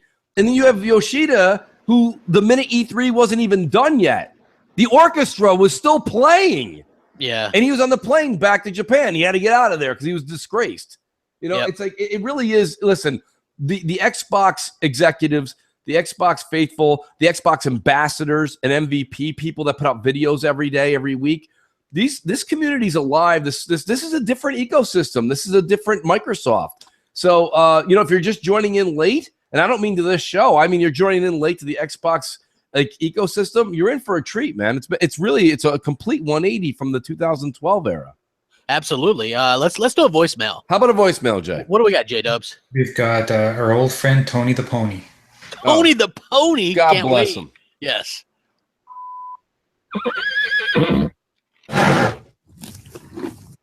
Hey, Mooch and Crap. Tony the Pony, aka Princess 448. I wasn't gonna do a voicemail this week. You know, I'm so busy playing on my PS4 games, but I decided to because I went to my friend's house and he plays Xbox Live. I don't know why he's a dick, but anyway, we had to look at Mooch's profile and we discovered he didn't play any games. So it got me thinking, maybe you guys are just fake. Maybe you guys have been spending the last 4 years, week after week, you know, faking this shit just to get subs. You know, and obviously you guys make a shitload of money off this. And, you know, everyone comes back in their thousands every week because people ain't good at telling when someone's fake or not, you know. They'll just keep coming back and back and back for more, countless months after months. So anyway, that's just my thoughts. And look, I gotta go anyway. I'm playing No Man's Sky and it's so much fun. Mooch and Crap in the morning, practicing healing through humor, including the use of parody and hyperbolic statements pulled from their collective backsides. Ha ha, ha ha, ha ha. Really great, really great. I'm over here snorting. I don't know. Yeah, I know, right? I just have a good time with the show. I do You know too, what I mean? man. It's like, a lot of fun, man. I think the audience digs it. We've got a lot of you know, a lot of people said that you know, crap. Ultimately, we got one of the best compliments I've ever heard. Someone said to me when we were gaming the other night, they're like, "You guys are like the Howard Stern of video games." That's exactly what the idea was. Absolutely, that's what we're going for. We have these call-ins. Just so the audience knows, they're not us script. These are not scripted. We have our own, you know, call-ins. Just the way Howard had his faithful at call-in. We have a lot of people that, like, faithfully want to be on the show, want to be a part of it. Yeah. And we'll always welcome it. We'll always let you guys on the show. It's an open forum for the audience to express themselves as well. Yeah, the interesting thing is like I feel like this is a show where people kind of kick themselves if they don't catch it live. You know what I mean? So I'm hoping that once we're out on the iTunes and stuff like that, that people will start to kind of will prop it up a little bit more because you know, we're like the only people I know that do something like this where we give everybody else a voice. Not that we have the biggest audience, but I mean more than the average, I would think. You know what I mean? Like you could get your point of view across, even if you don't have a same point of view as us. Which, by the way, apparently Creepy Bunny called in, but his thing was like 7 minutes long or something. So so we couldn't do that. So Creepy Bunny, if you are watching or whatever, if you have a question or something, like keep it under, you know, a minute or so. Yeah, and I'll be happy. Play 6-7 minute voicemails. Like, that would just kill the show. We can't do that. People want to hear Mooch and Crap, not Creepy Bunny. Just saying. You know what I mean? Like seriously. So yeah. So keep it on track, Bunny. Don't be don't turn into like a Omazio or something. You know. You know, getting back to what we were saying, JJ. If there's a call and just interrupt us, but you know, getting back to the Dishonored stuff and things like that. This is a hashtag lazy dev written all over it. Crap. Yeah. What kind of nonsense? What kind of nonsense when you have the money and the backing? And plus, look at Mooch. I didn't care for Dishonored, but other people liked the original one. You had enough of a fan base by making the port as bad as they did on the Xbox One. Doesn't that kind of seal it for you? Isn't it like that's it? It's over now because Dishonored 3 comes out. Nobody on Xbox is going to give it a chance. You've lost half the people with the disinterested like story you're telling, and now you've lost everybody because you don't even care about giving us the resolution and clarity that you gave the other company. We're getting tired of it over here on the Xbox side, okay? This is to all the devs. Start giving a shit about us too. I'm not asking for more on the Xbox side. I'm asking for equal. Whatever you give one is good. What's good for the goose is good for the gander. You can't just do what you're doing. This is the same thing that happened with Titanfall. It's the same thing that's happening with these guys. We're tired of it. We're a consumer too. Xbox has won 4 NPDs. Now, that doesn't compete with PlayStation's yet, but I got news for you. The sky's the limit right now for Xbox One S. Like I said, once Microsoft wins, you know, November's NPD, you're going to see people start to kind of wake up. Like right now, the PlayStation fanboys, they're kind of like shaking their heads. They're a little bit on the run. They're seeing the media turn a little bit, but still you've got some of that media outlets that are like, well, our take on the NPD, let's wait and see what the PS4 Pro does. You know what I mean? Like, here's the thing that you have to remember. November is not just a normal month. November is going to be a month where you're going to be able to get an Xbox One S for $249 or less. And you know what else they're doing? They're giving away, I saw this on Walmart, they're giving away 4K Blu-rays with it now. They have a bundle that they're going to be doing for Black Friday 4K Blu-ray with the Xbox One S purchase with a game as well. So I mean, that's what you're starting to see now. I did see a PlayStation Pro ad with the 4K movie included as well, Blu-ray, but that makes no sense to me since unless it comes with a digital code for Sony Store. Yeah, no, it's a Blu-ray, dude. Then I have no idea. It makes no sense. Yeah. So it's ridiculous. But anyway, M&C Mornings, what's up? We do have a call. How the hell are you? Sorry, I'm a little bit late today, Mr. Zombie Killer. And I got a question today. Is you guys might have talked about this? It is. It might be real.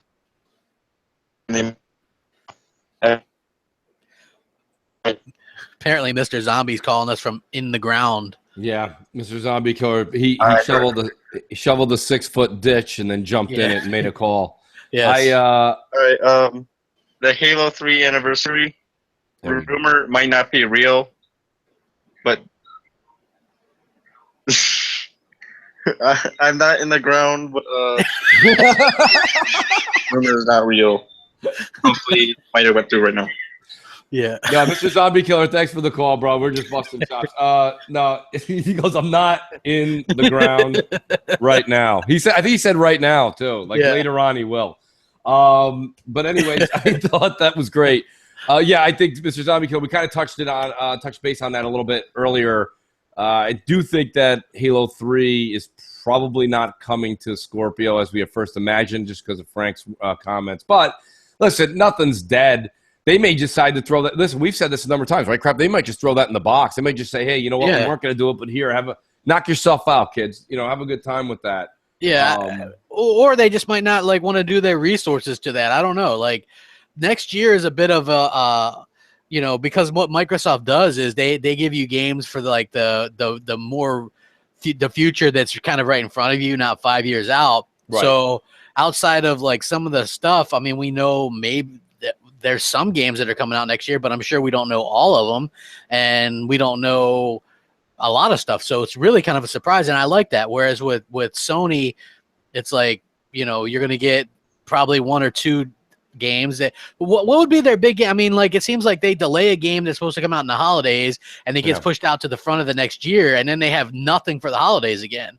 So I'm worried what's going to happen. So, well, I mean, you're talking as far as Sony. Yeah. I don't know what Sony. I mean, what are they going to have next year? What's going to come out next year? Sony fans are hoping it's that Spider-Man game. Listen, I'll say it again. Spider-Man comes with a lot of nostalgia. We keep giving every time Spider-Man. Let's look at the movies. Let's forget the video games for a minute. Spider-Man, has been redone. That first story now has been redone 3 times on the big screen, and we're like, maybe something different will come. Nope, it's the same first story. Gets bit by a spider. They make fun of him at the fucking newspaper place. Then the guy falls for it. He falls in love with the girl. He kisses the girl, and Phil, and what is it there? Uncle Phil there dies, or whatever his name is. It's I don't know. It's the same thing. Was it Uncle Phil or was it Uncle Ned? What the fuck? Uncle Ben. Uncle Ben. That's right. Uncle Phil. I love that, right? Phil, yeah. Uncle Phil. Uncle Ben, the rice. I should have remembered. Anyways, it's the same thing over and over again. This is going to be a game where he swings from one skyscraper to the other. Yes, it's a more powerful system now, so they'll be able to jump into a building, and maybe he'll be able to order a coffee, and then he's going to go back to jumping around New York City.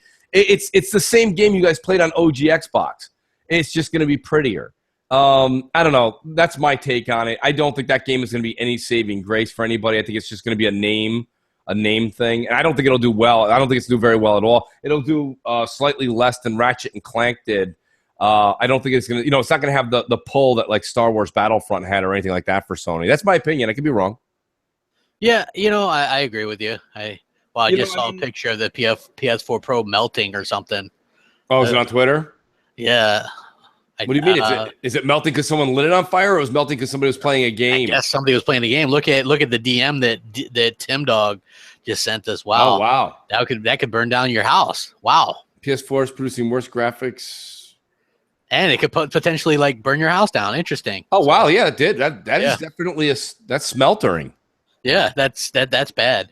You know, for me, like, I'm trying to be optimistic with Sony. Again, I'm not giving them credit without them earning it. If they were to come out next year with, you know, Horizon Zero Dawn comes out and they can come out with God of War and Spider-Man next year and say Days Gone, those 4 games, I'd consider that to be a successful year for them. You know what I mean? I'd be happy with that. Yeah. You know, but will that happen? No, I got a feeling we're going to get Horizon Zero Dawn and none of those other games.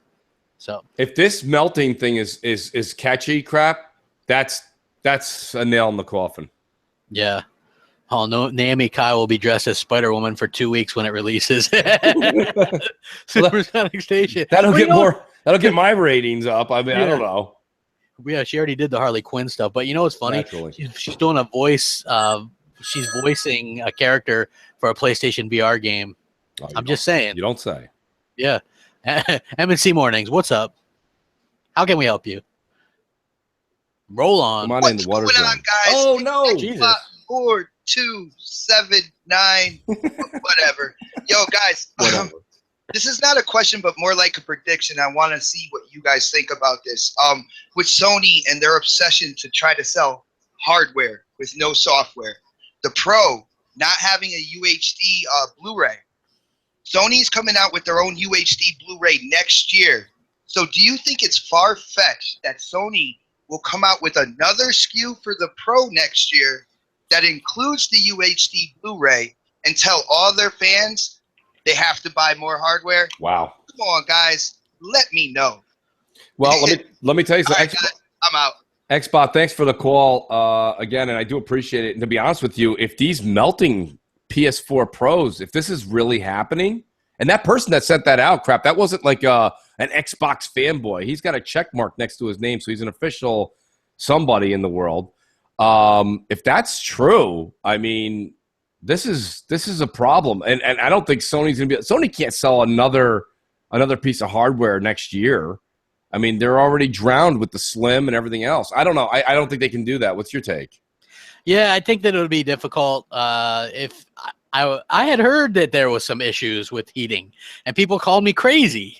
You know what I mean? I remember like, no, crap, it's not that. It can't be that. No. It's Yeah, Sony, so- right? It's Sony. Yeah, it's Sony. I mean, Sony come on, doesn't man. make mistakes. Yeah, they don't make mistakes. You know what I mean? Come on, they just you know, they're Sony. They're great. You Like know, when you walk into Sony Studios, the first thing it says is, "We're Sony. We don't make mistakes." Yes. They clear it up as soon as you walk in. Yeah, so I mean, look, I think that hopefully not, because that would suck. But those things at least have a warranty, so I feel bad for anybody who's melting or whatever. I just think that's an issue. You know, I always say if you want to really see some of the issues, check out the forums, like the official PlayStation forums. You'll usually see a good run of problems there. Like, what a little known facts are that PlayStation consoles aren't as sound as people thought. I had a PlayStation 3 launch one that had yellow light of death 3 times. I had PS2s, multiple PS2s with disk read error problems and disk drive problems. So they have, it's not like their hardware has been like free of problems or anything like that. It's just people widely report the Xbox ones more, you know, Right. And that's a bit unfortunate. But you know, we are coming up on the 11-year anniversary of the Xbox 360 on November 22nd, and then also the 15-year anniversary of just the original Xbox as well, which is going to be coming up in November as well. So I think that's interesting. You know what I mean? They changed the world as far as I'm concerned, because they put the American influence into gaming. Like, there was none of that before, you know, and so I'm very thankful for that. Just as an American, like, you don't have to, it's not like a cocky thing. It's just, for me, them putting that American influence into it. They give me the games that I like. You know, if other people feel differently, then that's fine. But let's face it, in my opinion, a lot of the games that are being made are, you know, like Gears and Halo. Those are some of my favorites, you know what I mean? And those will always be my favorites. Well, and, you know, a lot of people like to argue with us in the chat or in the comments section. They go, well, you don't speak for everybody in America. Well, listen, everyone always kind of speaks for the majority. And here's the thing. Microsoft coming out with Halo, now Gears, and you're seeing a better console put out by them, and you're seeing an even better console put out by them next year. I mean, this country is, we're a war country, right? That's just what we dig. Like, people watch Schwarzenegger movies, and they watch, what is it? Not Schwarzenegger. They also have Bruce Willis movies. Oh, how many diehards can you make? I mean, Bruce Willis is almost in both of his legs are in a cast in the next one. Yeah. He can't even move, and they're like, "Well, I got to see that." I don't know. What do you think, Crap? I think we should take a voicemail. Okay. Do we got it? Because I hear we got a long one. Is that true, Jay? Yeah, we've got one here. This is from Robbie Pablo. Okay. What's up, Robbie? Give us that voicemail. Yo, this is Robbie Pablo, a.k.a. the black guy with Hispanic people problems. And, man, I just want to, call in and rant about a few little things, man. For my first rant, the Kinect, man. The Kinect, man. You guys always say, man, the Kinect is dead, man. The Kinect is dead. And in my world, man, the Kinect is alive, man. Me and my daughters and my fiance, man, we play on the Kinect all the time. But, man, just recently, man, it really hit me that it's dead. I just purchased Just Dance 2017. And I have an Xbox One S, and I don't have the adapter, to have the Kinect. Anyway, do you guys know you can play Just Dance 2017 with up to 5 people without a Kinect? All you have to do is use your cell phone. Download the app and use your cell phone. And it works pretty damn good, man. So that was like a damn slap in the face, man. That really hurt. Tear. Rant number 2.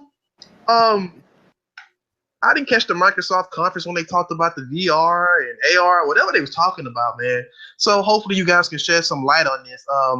I was recently in the Microsoft store to purchase The Walking Dead Season 7. And I noticed it said it's available on Xbox One, 360, PC, mobile, and holographic. Could someone explain what the hell that means? And my third rant and my final rant, man, I'm sorry I'm being long-winded, is I listen to all you guys' podcasts and all this good stuff, and the topic was, why did Titanfall 2 sell? And everybody was like, it's because it's released around COD and it was released around Gears and Battlefield or whatever. And the real reason Titanfall 2 fell is because of you guys. You guys is the reason it fell. And I'm going to tell you why. You guys look at yourselves like, oh, we're just a small channel. But, man, truth be honest, man, y'all word holds weight. It holds weight, man. And a lot of people in the Xbox community back you guys. So I feel like if it's a problem with the game or you have a problem with the development, speak your mind. Because us Xbox guys have y'all back, man. Stay firm with that crap, And even when I had a second thought about buying the game, they put Next Gen 720 Twitter on a little article, whatever. That definitely made me put the damn game back. I'm like, you know what? Screw that, right? So, fast forward. My fiance surprised me with the game, right? She surprised me with the game, and I was okay with it. But then I seen that a Microsoft exec took a shot at Mooch. Now, this is what really kills me, fellas. This is what kills me. You guys wave that green flag no matter what, right? But yet, some big shot want to take a shot at you guys. But do you recall when Francis took a 360 and slammed it on the ground? I'm sick of this 360. Do y'all guys remember that? Did anybody tweet out about that? You know what happened? His doorbell rung. It was Larry fucking Herb there. Yeah. Larry Herb. Right? Yeah. Mooch and Next Gen wasn't out here breaking goddamn Titanfall. And I just feel like that's a big slap in the face, man. All I'm trying to say is, man, continue to do what y'all do, man.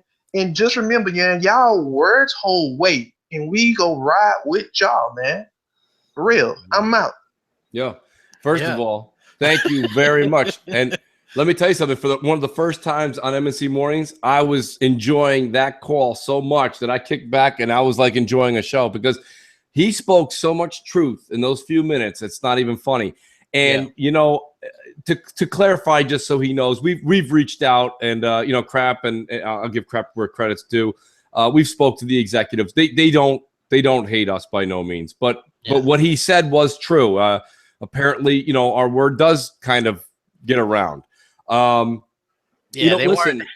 I mean, look, it is what it is. You make a joke, like that's what we do. We joke, and it's so sad that and it's kind of funny that we got people. We had She-Wolf do some drops for us so that we can kind of like cover our asses because it's gotten to that point. And even on my Twitter, I used to have anything that you are offended by on my timeline is a joke because we live in that world now. Like people don't understand, and the funny thing was. And then we'll just kind of go over it real quick for those that don't know, even though we said that we probably wouldn't talk about this much. But what happened was I'm echoing a little bit. Yeah. But anyway, so anyway, like I was kind of poking fun at some of the Titanfall stuff, and it got when, people were like tattled, like, oh my gosh, Crab said this or whatever. You know what I mean? Like completely out of context. And so that's how that whole thing started. Phil doesn't have a problem with me. I've spoken to Phil. You know what I mean? Like it's all good.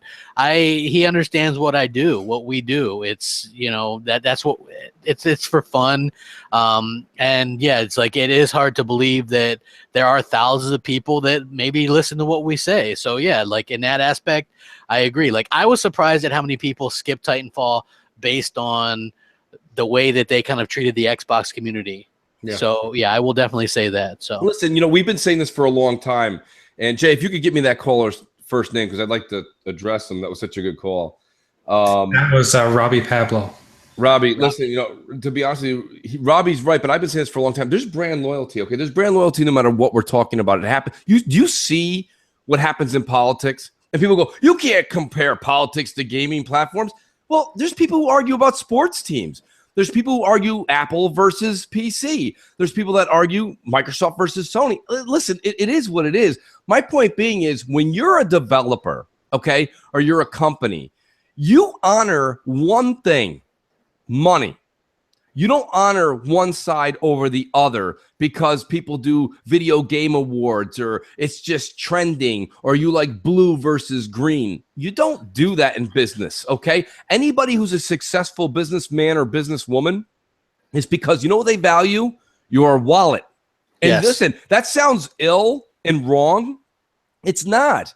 It's business. That's the difference. When somebody fills out a credit app, okay, and they pass with flying colors, it doesn't matter what they're wearing or what they look like. They get approved, and you let them in, and you let them shop, okay? You don't judge people by what their preference. When you're making a game that's on both platforms, you don't tweet out green isn't sexy, and then you don't tweet out later on only PlayStation discs. People say it doesn't matter. Apparently it mattered. I didn't think it would hold that much weight. I really didn't. Crap, you said it earlier in the show. You said it in the show. You said, I didn't expect us to be able to, people to actually tune in and take us seriously or want a game with us or this and that. But now we realize that people do. But that doesn't make me go back on my word. I still was not happy with the way we were treated. And you know what? Bravo to Robbie also for bringing up a point.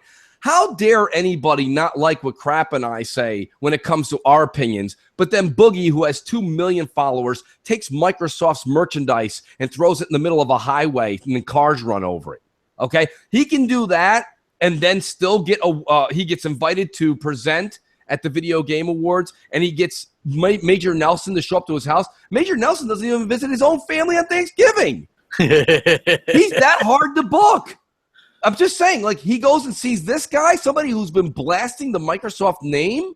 Like, my point being is we are all pro Xbox. Like, you should definitely be, like, Microsoft should be a little bit more lenient on us because all we're ever speaking is our minds, and generally it's in favor of Microsoft. Generally. I mean, there's always a couple, and that's what makes us so pure is Crap, my guy, Crap went on a 3-month hiatus. If you don't remember, just check out all his memes with the pictures of people with their thumbs up, Win 10 family. I mean, Crap wasn't a fan of it initially, but that's a good thing because he's trying to tell you that he's not just okay with what Microsoft does. Well, that was, you know what, the funny thing was that I started doing that with that whole Quantum Break thing, and people tried to boil that down to Crap's mad because other people get to play it, which was never the original argument. And you can look at the tweets. Like, I was upset that they announced it 4 weeks before it launches, and that I had known people that were PC gamers that bought an Xbox One because they kept on saying it's only going to be on Xbox One. It's exclusive. And then 4 weeks ahead of time, they're like, nope, you didn't need an Xbox One. You know what I mean? Like that was kind of a little bit anti-consumer in my opinion. So that was my original thoughts. It was really nothing to do about the game also being on PC. Yes, I was never a big fan of that. But to me, to my credit, I don't think that the stuff being on PC has really done that great for them, to be honest with you. So, I mean, we might like that's why I was not making a big deal out of it because I think that this PC stuff will pass. But M&C Mornings, what's up? Where was the PlayStation 4 buyers for Titanfall, by the way? Exactly. What's up, M&C Mornings? Hey guys, this is Xbox One from Anaheim, California. Just want to talk a little bit of follow-up on the last phone call you had. It was pretty interesting. You guys gotta remember, Microsoft is a company that in the 90s was viewed as a monopoly. So the way they compete against other people is different now. I mean, these guys took Apple out of going down. I mean, they invested $100 million in Apple back in the 90s. And the way they compete now with Sony and Nintendo, the way they price game events is basically that's the way they do it now. They just have a lot of respect for their competitors, and you just don't see the same thing coming up from the other side. I mean, where was Sony or Nintendo praised for Microsoft when they released Forza Horizon 3 or Gears 4? Anyway, that's it. Bye. Okay. Well, I think he was just reiterating why people initially had hate for Microsoft way back in the day. And I understand that it's hard to let things go, people, but let things go, people. It's time to relax. It's 2016. It's not 1999 anymore. You've got different. Listen, your local donut shop or pizza place, how many times have you driven by and seen under new management? Do you walk in and start being like, the people that were here last week sucked? No, you don't say that. Right? I mean, you're like, let me try your pizza, and hopefully you're better than the last guy, which is why they made the sign under new management. They want people to know that. And when Phil took over as Xbox lead, one of the first backhanded compliments, if you will, from Sony was Yoshida made a comment, and I'm paraphrasing, he said, he's the most human person there. Yeah. Okay, thanks, Yoshida, because when I think of, like, just humanity and Mother Teresa, you're right under her. No, Yoshida, you come off as an absolute soldier that can give two shits about your consumer. So, I mean, actually, speaking of that, Jay, do we have a voicemail? Uh-oh. Oh, bad timing on my part. Oh, welcome, Xbox loyalists. Yoshida here, and I am in piss-off mood. Why? Because Mark Cerny tried to call in last week and get my codes and my prizes, fabulous prizes at M&C Mornings. Sean Murray, regenerate car so we can go kick Crapgamer's ass. I will be paying you guys a visit very soon. So I recommend you'll give me a free code. I am not threatening you'll just give me something, okay? Because I am broke as hell at Sony Studio. Everybody is making fun of my PS4 Pro. You might need a damn dolly or something when you go to GameStop to get this big ass console. It's so huge. I told them to make it big and go big. I didn't mean that damn big 3 triple cheeseburger damn console. God, nobody listens to me. Oh, okay. I guess that's about it. Can I please win one free code? I call every week and no free code. Okay, so say Yoshida. You're listening to M&C in the Mornings. As always, remember, you can't take anything they say seriously. It's just jokes. Jokes performed by YouTube professionals, and usually the joke's on them.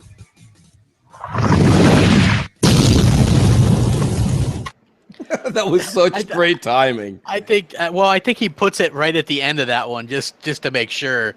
I think Yoshida's English is getting better, though. So it is getting better. It's getting very good. Yes, it's really good. It's really coming along. I think he must be playing a lot of Xbox Live. That's what I'm taking from that. And to answer Lace Chucks in the chat, that's not Showstopper.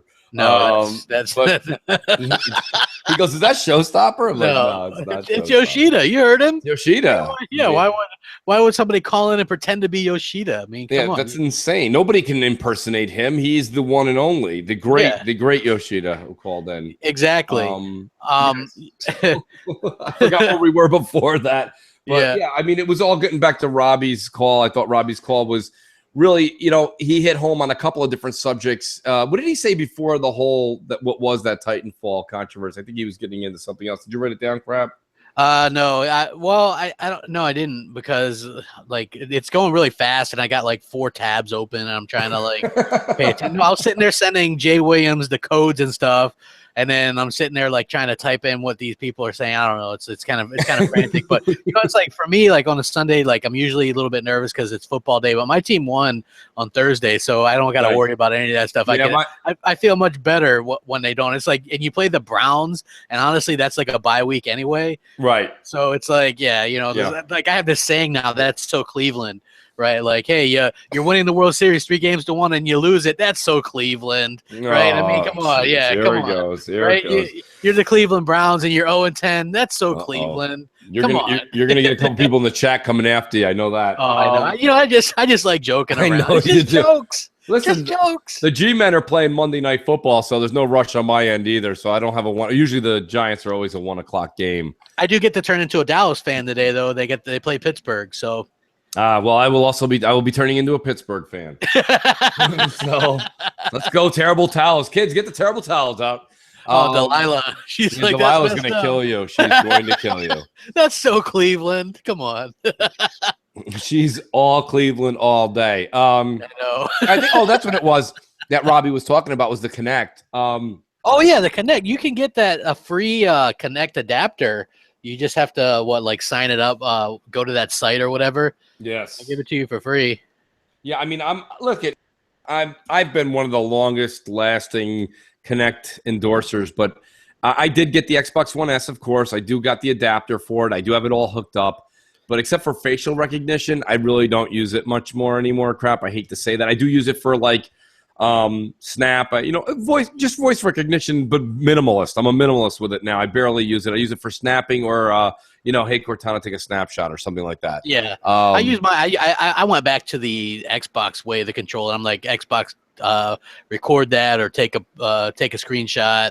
I think I'm going to do the same. I was trying to hold out, but when you have to say, hey, Cortana, every once in a while she says warming up or something like that. The problem is when you take a screenshot, a lot of times it's in the moment. So you can't, when it says warming up or give me a second, it's like, that's why I'm always like, Xbox, take a screenshot and then it works. And if people are going, Mooch, come on, that's crap. That's not true. You don't have to, I'm like, no, especially when you're taking pictures in real life, like a moment happens. You can't be like, someone doesn't say, hey, take a picture. And you're like, warming up. You know what I mean? Like, they'll be like, what? Warming up? Yeah, I'll be right there. You're like, it's over.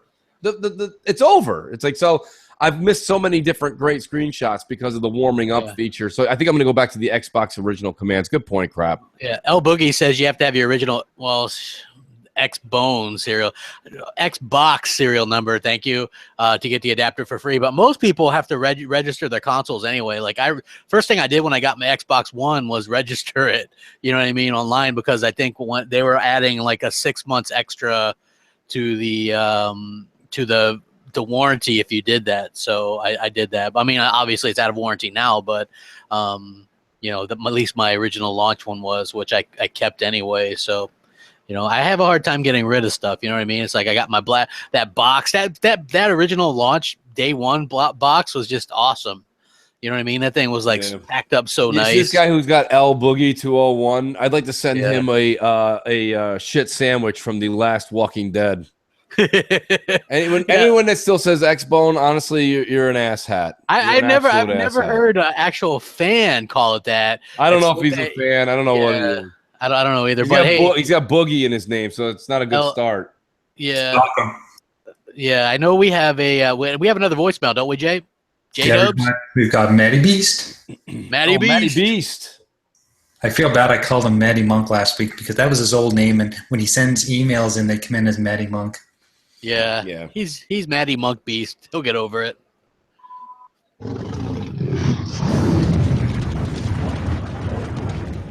Hey, MC Mornings, it's Matty Beast.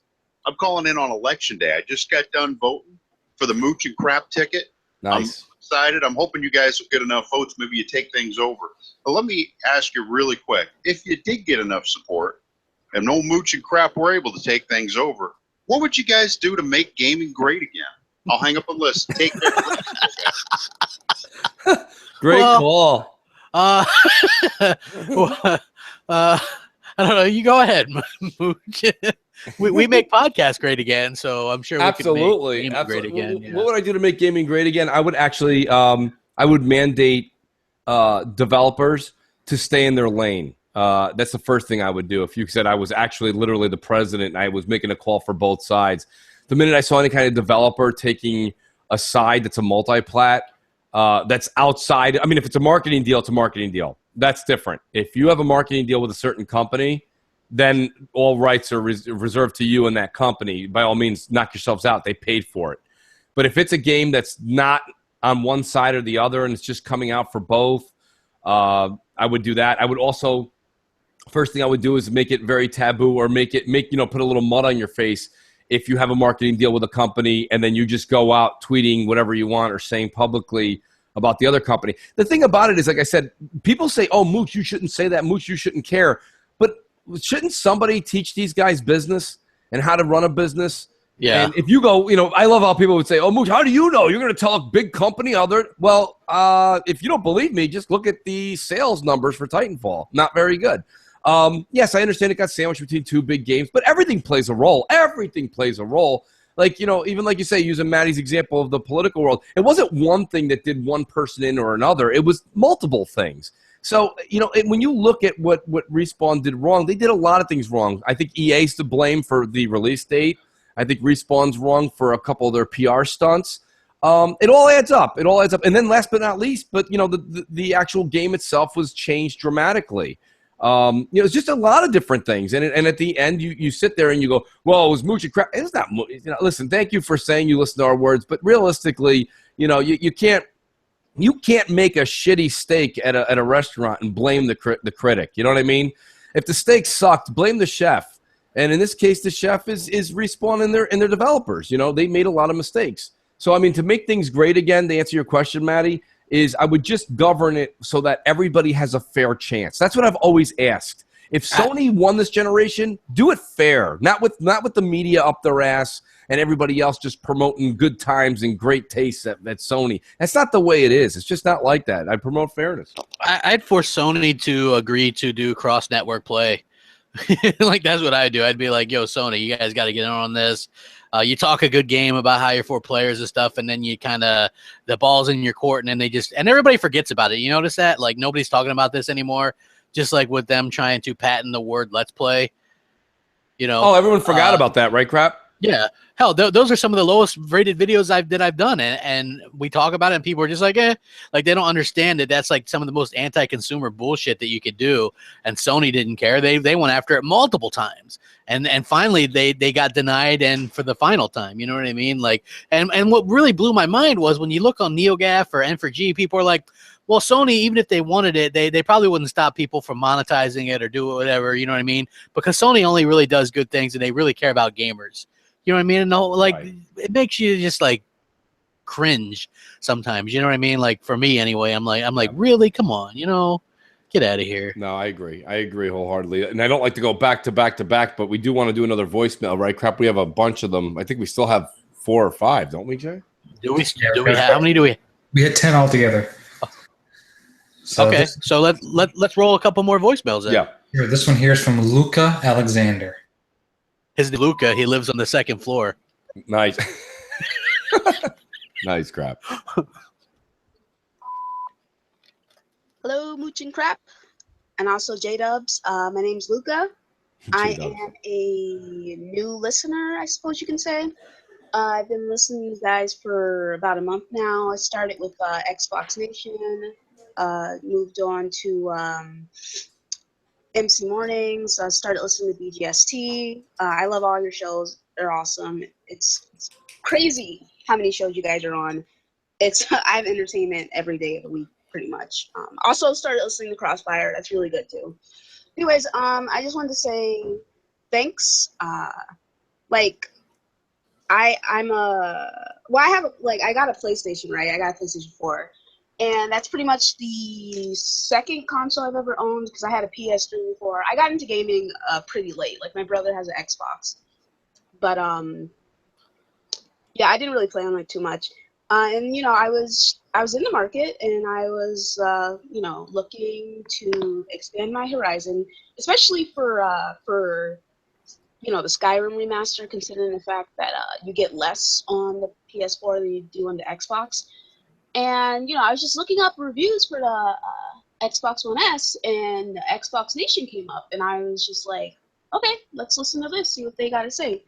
And it was amazing. And you guys and She-Wolf and GKB and Hellhammer, you all just, like, you guys are really doing a service out there. There were so many things that I just didn't realize, like the media bias. It's just not stuff I pay attention to. But now I'm paying attention to it, and you guys are definitely right. It's out there. So I just want to say thanks.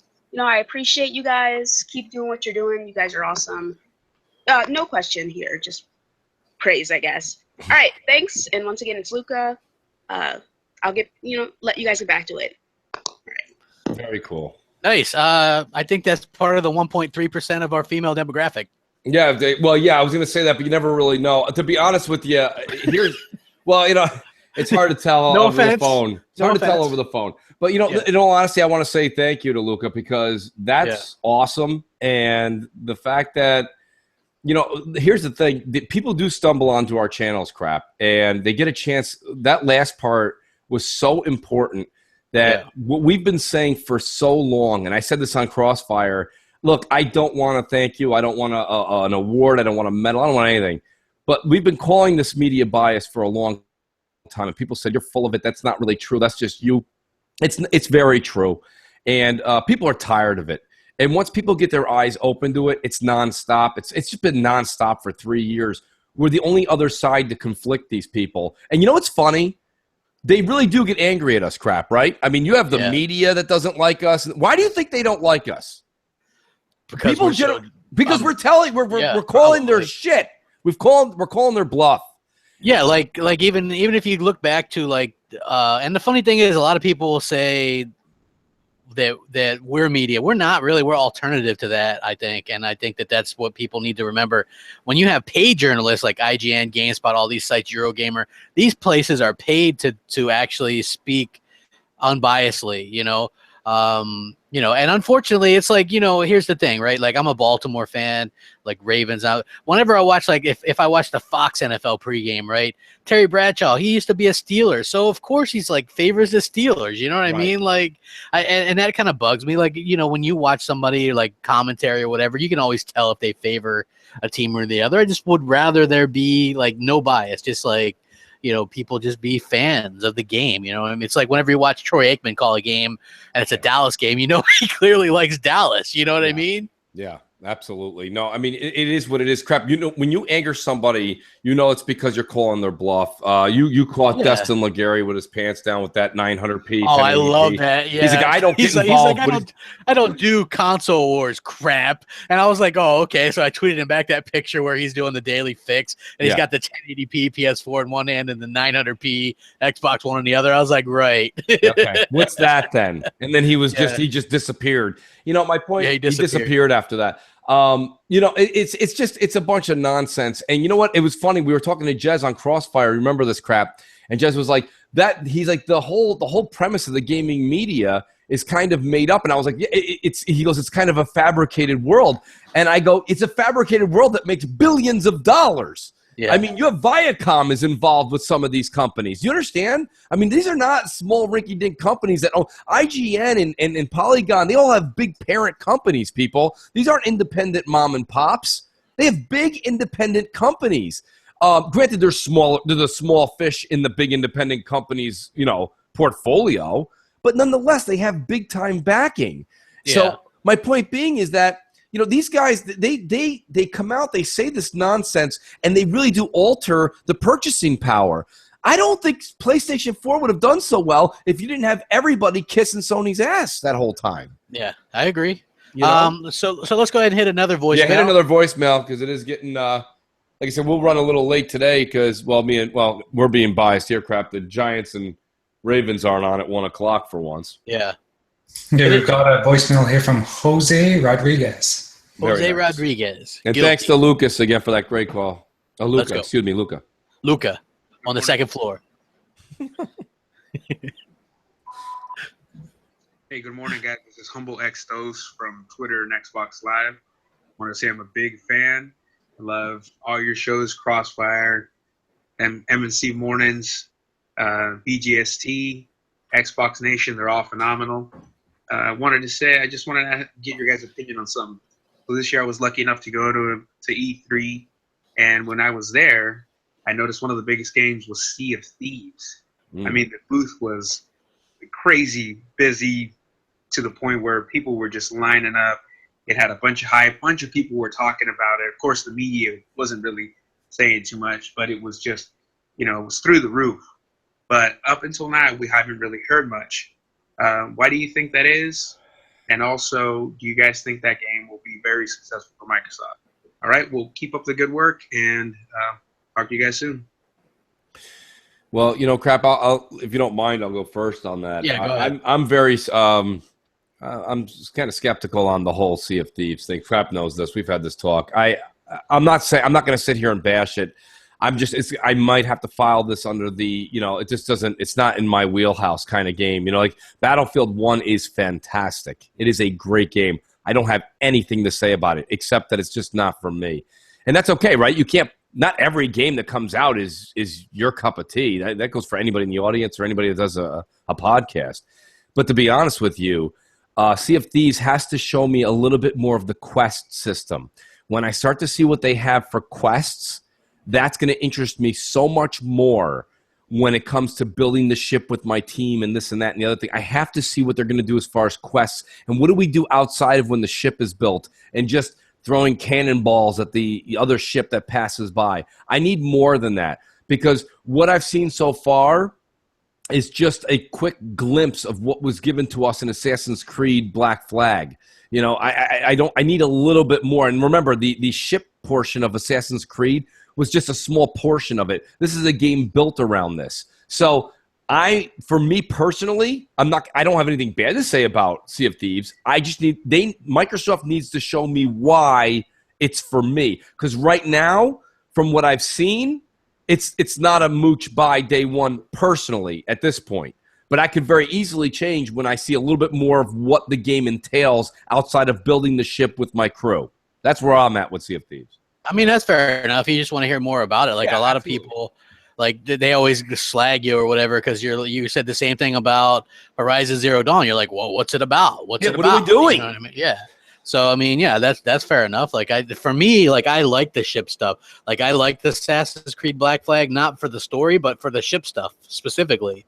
You know what I mean? I'm into that. So for me, it's and it's multiplayer as well. So I think that would be that caters to two things that I really like. So I think it will be big for them. I think that this is going to be this might be a make or break thing for Rare, honestly. So we'll have to see how that goes. But I'm excited for it. It is a make or break bid for Rare, to be honest with you, because let's be honest, this is their big comeback.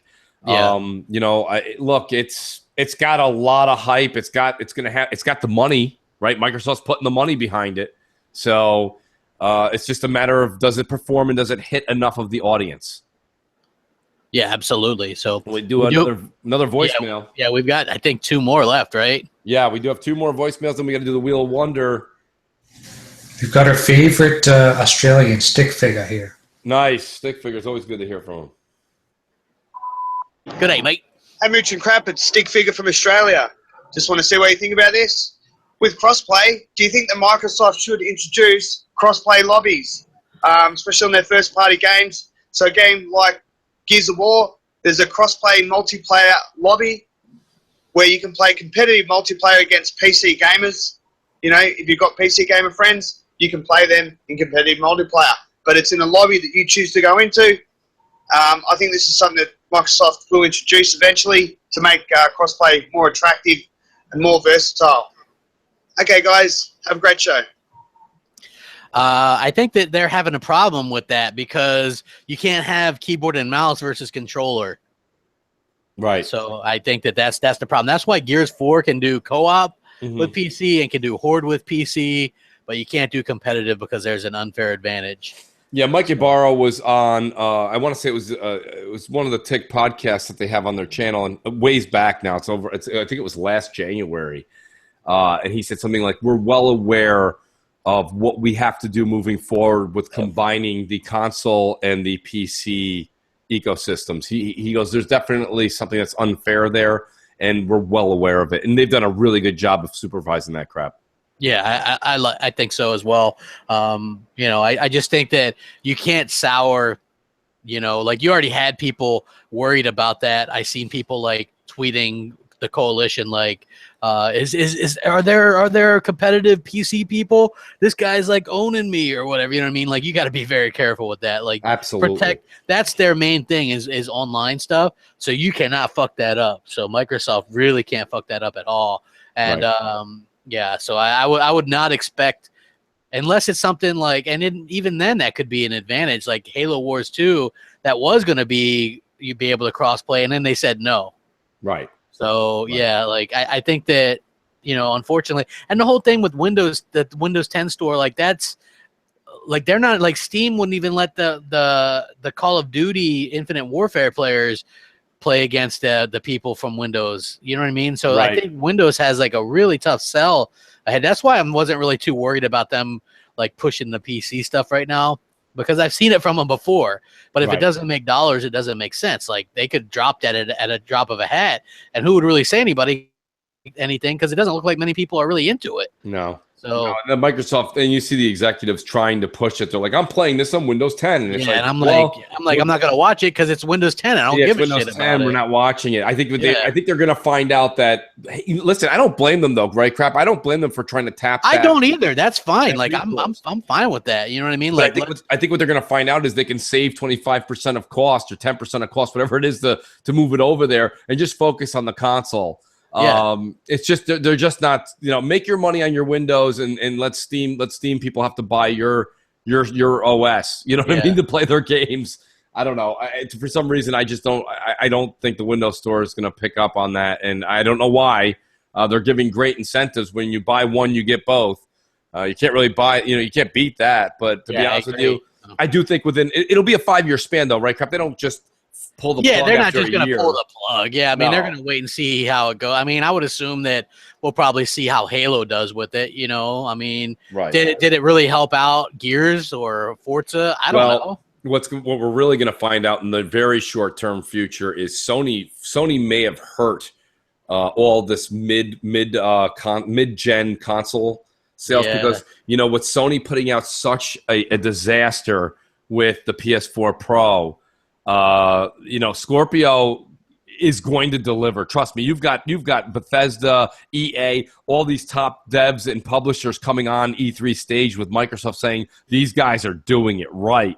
So they're going to do it right, but Sony may leave such a bad taste in people's mouths. That was my worry. I did that video last night. I'm like, don't be off put from the Scorpio because Sony half-assed the Pro. Right. Like Scorpio is going to be so much better than that, and Microsoft blow people away. Yeah, Microsoft, they're ending the generation supposedly, which is a little bit odd. I'm curious to see how they handle that, just from like that perspective. Like, how are you going to do that? Because you know what, like there comes a point where there's a cutoff, and then you have a new console generation, and then the people on the old ones can't play the newer games, right? Like there's still going to be cutoffs. There has to be. Yes. You know what I mean? So, like, I'm curious to see how they handle it. Hopefully, they're taking all in what Sony's doing and can, like, avoid some of those mistakes. So, I'm very confident in what Microsoft's going to do. Just if you're, like, seeing what the PS4 Pro is doing or the lack of improvement, then don't worry, because I think Microsoft sees it too, and will make sure that what we get on their day one is going to be fucking fantastic. Let me just tell this L Boogie guy, who's definitely a troll,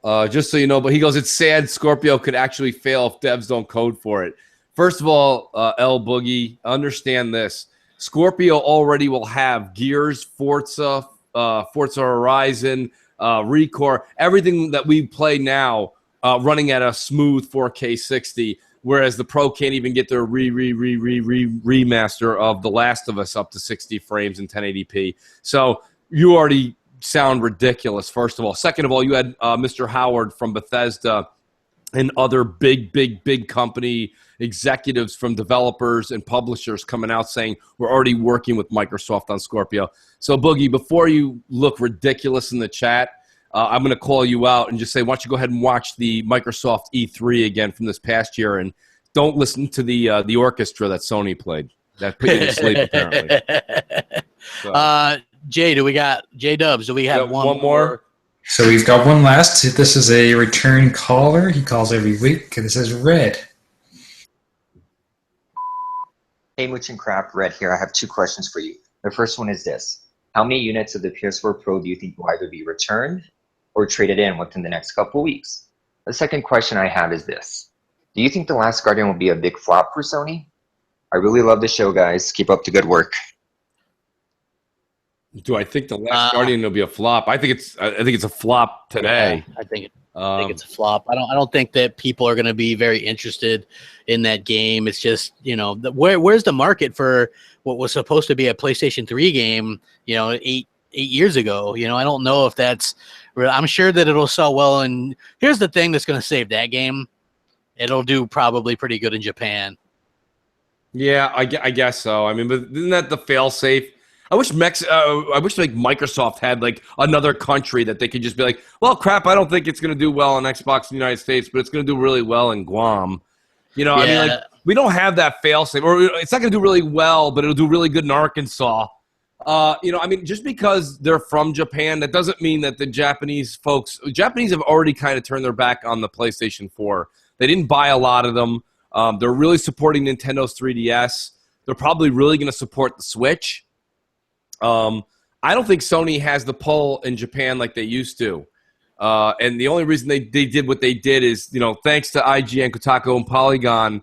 Thank you all. So Greg Miller and Colin, thanks so much, guys, for helping Sony, stay alive these 3 years. But unfortunately, Sony's ill will and lack of customer support, even you guys can't keep them afloat anymore. So yeah. Hey, you know what? Like, it is what I don't think. Here's the problem: we're not going to really see. Oh, this is how many PS4 Pros they sold. Like, look, if they sold you're not going to see anything. Here's the thing: if they sold an amazing amount, they would have announced it, right? If they would have sold an amazing amount, they didn't. In fact, their stock dropped, which means that the people that have the stock knows that it didn't sell great. Like, it dropped the day of and the day after. So that means that it didn't do great. And the thing is they're going to consider it all PS4. So, so whatever the Slim, that thing's DOA. That thing must be the worst idea, one of the worst ideas ever. So right. No, I totally agree. Complete terrible idea. That's probably why that thing didn't release earlier, because they got really outclassed by Microsoft. They really got surprised by the 4K Blu-ray player and stuff like that. So, right. Just unbelievable job by Microsoft there. And I can still remember Next Gen saying, who's going to buy an Xbox Slim? You know what I mean? And I was like, well, it could have some interesting features in there. And then there you go. Not only does it have interesting features, but it's got interesting features compared to the PS4 Pro, which is their souped up thing. I came across my feed this morning on Twitter. They're like, should you buy Sony's souped up super 4K console? And I just remember thinking, are you kidding me? Yeah, really? Well, that's what they got to do. Now you're going to see all these what do you call it there? These kind of subliminal hits coming from like the big company, because you have Digital Foundries. They came out and bashed the Pro right initially, and now they're like, oh, join us today. Well, I hate the guy that does those videos. Oh my God, I can't stand him. And he's just got that voice where he's like, today we're going to break apart this game. And as you can see, the Pro actually shines. And it's like, why are you now saying this when you just said 2 days ago that it couldn't hold its own weight in the 1080p 60 frames on a game that's 4 years old? So I don't know. You're gonna see a lot of the ridiculousness kind of filter through, and eventually you're gonna start seeing them be like, "This is so great. This is so great." Anything that is good on the Pro, they'll boost, and you won't hear about what it can't do. You only hear about what it can do. Just really, really, you have to be careful as a consumer that you're not gonna buy the Pro without knowing what you're getting. Make sure the game you want to play has the features that you want on it, because not every game comes with what you're seeing online. Yeah. And the PS4 Pro doesn't even do a little Mo. Just saying. No, it really doesn't. Yeah. So should we do the wheel of? Let's do it. Let's do that wheel. Yeah, phone lines are closed. Yes. So we're going to bring up the wheel. Let's make sure I've got everything in order here. Can everyone see the beautiful Wheel of Wonder? Oh, absolutely. Okay, so here we go. What is the prize again, Crap? It's going to be a complete digital download of Assassin's Creed Unity. Awesome. Okay, away we go.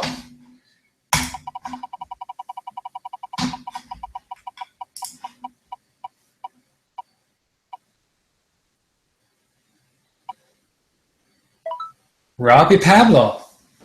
Awesome.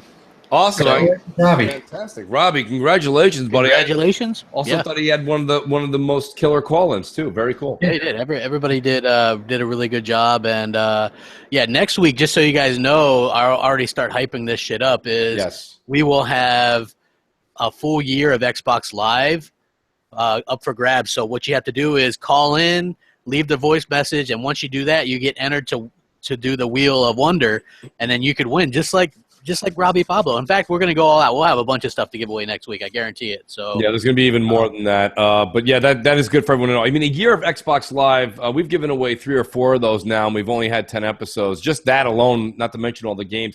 What we want to let everybody know is that we're really grateful for what everyone does in the community on this show by calling in. We want to just make sure that everybody knows we're so grateful. We're trying to give back every single episode. So yeah, absolutely. So really good to hear from you guys again. We're also going to be on iTunes very soon, so hopefully you guys will like that. Hopefully this week. I'm excited about that myself. Yeah, me too. Like I'm interested to see it's a different. Maybe it'll be a different. We'll get some audience from that too. You know what I mean? I think we're going to get some new people that are just iTunes people. They like to just play it, not have their phone and a video running all the time. They can go on a run. I mean, shout out to Matty Beast. He listens to most of our shows. While he takes that guy runs 8, 10, 12-mile runs. Jesus, yeah. God bless him, man. I go for about 8 to 12 feet. Yeah, I like to think I'm in okay shape, and I just raked my lawn yesterday. I was like, I got to sit down. I'm on track. So I'm on track. I'm on track. So, dude, that's what you should start saying. Whenever somebody asks you something and it's not good, just be like, it's on track. I'm going to use it. I'll use it tomorrow at work when I got a report to it. Like, it's on track. It's on track, yes. Boss. Don't worry. I just wanted to pipe in for a second here. If Doc Cupcake is listening, I'm going to need his assistance. He's been helping me out with the whole iTunes thing, and I've been having some troubles. I'm sure that he's probably run into some of the same issues. And if he's listening, I'm asking for your help, buddy. So send me a message, and we can maybe have a quick chat. Doing all this stuff behind the scenes is a lot of work, and we get a lot of criticism from people on Twitter and people in the messages saying that we're not real gamers and stuff like that. Well, I don't know about you guys, but for myself, I consider myself a real gamer. I've been playing games since the 70s. I've got 2 jobs. I've got 2 pets. I've got 2 cats. I've got 2 cats and a dog. I've got a wife. I've got a car. I've got a house. I've got to maintain all this stuff on top of all this other stuff that I do for the YouTube community. Gaming is something that I love to do, and I'm sure all you guys do too. But I think people have heard me say this before, that gaming is not my life, it's how I live. So just take that into consideration when you guys go and try to criticize us all for not being real gamers. If we weren't real gamers and we weren't that focused on the community and what we can give to them, why would Phil Spencer be wearing our shirts? Why would they be making comments on Twitter about what we do? We play a really crucial role, and I think people should take that into consideration. Like here's the thing, Jay. Like I always, when people say that, which I don't really see that often, but I guess it's like, to me, it's always funny when I see that, where they're like, oh, well, Crap's not a real gamer, or this not a real gamer. I'm like, man, like what classifies a real gamer? Because I own every console, I game on everything. I'm mostly Xbox, but I own all of them. I have almost 122,000 gamer score. I've been averaging, you know what I mean? I've there's not really much more you can do. I've beaten this just so far this holiday. I've beaten Infinite Warfare, Call of Duty 4 Remaster, Gears of War 4. You know what I mean? I've been playing. I'm almost done with Mafia 3. Like, there's not really much more that I can do, or you know what I mean. And here's the funny thing: even if I were to sit there and go, here's all the achievements for the games that I did, here's all this, lay it out, then you know what the argument would change to from I'm not a real gamer to I'm a no life or a social reject or whatever. You know what I mean? Right. So there's really no real answer. The You best thing can't to do is win. just kind of just ignore it. That's what I do anyway. It's like I ignore that shit because at the end of the day, there's no pleasing the haters. You know. That's right. I say to people all the time, you ever want to get a hold of me on Twitter, because I don't read the comment section on any video or any podcast I do, because to be honest with you, that's just a cesspool of ignorance. So it's to me personally, you want to get a hold of me on Twitter, because on Twitter, I know that it's the true, or to get a hold of me on Xbox Live, because that's where the true fans are at. That's the true people I want to talk to, because people that I don't, I've already blocked. Yeah, here's the thing. People are always like, well, crap doesn't even go in his comments anymore. I'm like, look, the comments are a cesspool. I let the trolls go back and forth with each other. That's fine. If there's an Xbox fans that really want to talk to me, Twitter, I will always respond on there because I got my phone. You know what I mean? It's like super easy to do that. Or Xbox Live, I try to answer to all that. You know what I mean? Or the Facebook page. Those are the ways to really get a hold of me. You know, leaving some comments. Like, if you read my comment sections, you'll know why I don't go there, because it's just really a cesspool of nonsense, realistically. So, but hey, people have fun with that. You know, some people like that stuff. They go back and forth, and hey, good for you. For me, hey, it's not really for me. I do this stuff for fun. It's all about gaming and things like that. So I try to keep the gaming. And as much as people want to hate on us, I've never done a single video about another YouTuber. I've never did any, and it would be easy enough. You trust me, it would be easy enough. But I just want to keep it gaming, and I want to have fun with. Like, this show is fun. People call in. We're having a good time. Yeah, that's what it's all about to me. You know, I don't throw up anymore either. Yeah, exactly. So you got that. You know what I mean? And yeah, Jay does a great job. If you guys want some graphics, or buy some shirts and stuff too, man. We got a bunch of or a mug. Buy a mug. Buy a mug, you know, Mooch and Crap on them. Nothing like enjoying the show while you're actually looking at our mugs on the mug. You know, it's a good time. Hey, you know, to be honest with you, Crap, I'll tell you, the e-begging thing you do, it does work. I got to say, please do. You're on the channel right now. Subscribe to my channel. You know, show us that you really give a crap. The subs really do mean a lot. Not only that, but I just mentioned early on about Crossfire Podcast is my club on Xbox Live. Crap, I shit you not. I shit you not, because I didn't shut the notifications off. I've got about 25 or 30 that came in during the show. So I accept everybody. You know, definitely subscribe to the channel. I mean, you know, Crap's been saying this for a long time, and I don't do a lot of daily content on the show. I do podcasts and now M&C Mornings on the channel. So I don't say it enough, but I would like to see that, you know, I get a lot of comments, I get a lot of views, but I would like to see the subscribers build up, because what that does is it encourages me to get going and doing a little bit more of a daily content kind of show. I could tell you, sometimes you drag ass with the content, right? You're like, I don't know, people do they really care? They do. And yeah, and then when they like it and they share it and they, you know, they send you a message, like, I got people like Mr. Zombie Killer's like, great new video, because my video dropped at 1. Right. Which that wasn't sabotaged, by the way, because we're supposed to be over. That's right. That's right. But so 1 o'clock is perfectly fine for me to do that. Yeah. And yeah, so he's like, good video. Like, that's good to hear. Like, I like to hear that stuff. Like, you know, like lately I've mentioned that. I was like, you know what?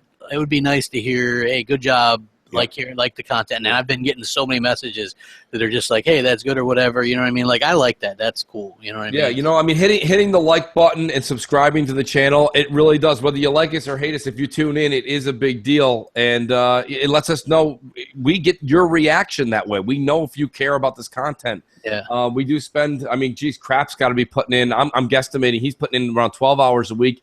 I'm doing between 8 and 10 on podcasts. I mean, to be honest with you, we really enjoy it, but by doing that, it is a way for us to get some feedback. So and you know, the other thing is, I don't want to end this show without myself. I'm going to speak for Crap here, but I'm sure Crap's going to want to intervene. I want to do a huge thank you to Jay Williams. I know he likes to go by J Dubs, but Jay Williams at The Graphic God.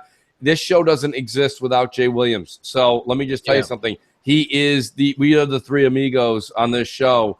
And every single one of us is an equal third. It just goes to show that the three of us came together. Great idea. Definitely getting a lot of fan feedback. That's awesome. And Jay's the one who keeps bringing some great insight and new stuff to the show every week. People really like that Sonic and Tails thing that he made. It's awesome. Yeah, it is. I'm wearing it as a shirt right now too, which is great. Yeah, so I love that. That should be a shirt. Is that a shirt, Jay? Soon. I'll make it a shirt. Okay, Jay's awesome. like tonight it will be. So, yeah. So if you want to rack up that the ending, we'll go ahead and go rack that up, and we'll just talk we'll get that started. He's got us on studio today. Today, the luckiest man on the face of the planet. I love it. So great. And we'll catch you guys later. Don't forget to call in. A year of Xbox Live next week. Call in. Call. Let's get 20 calls. 20 calls for the wheel of wonder. Rack them up. Enjoy your Sunday.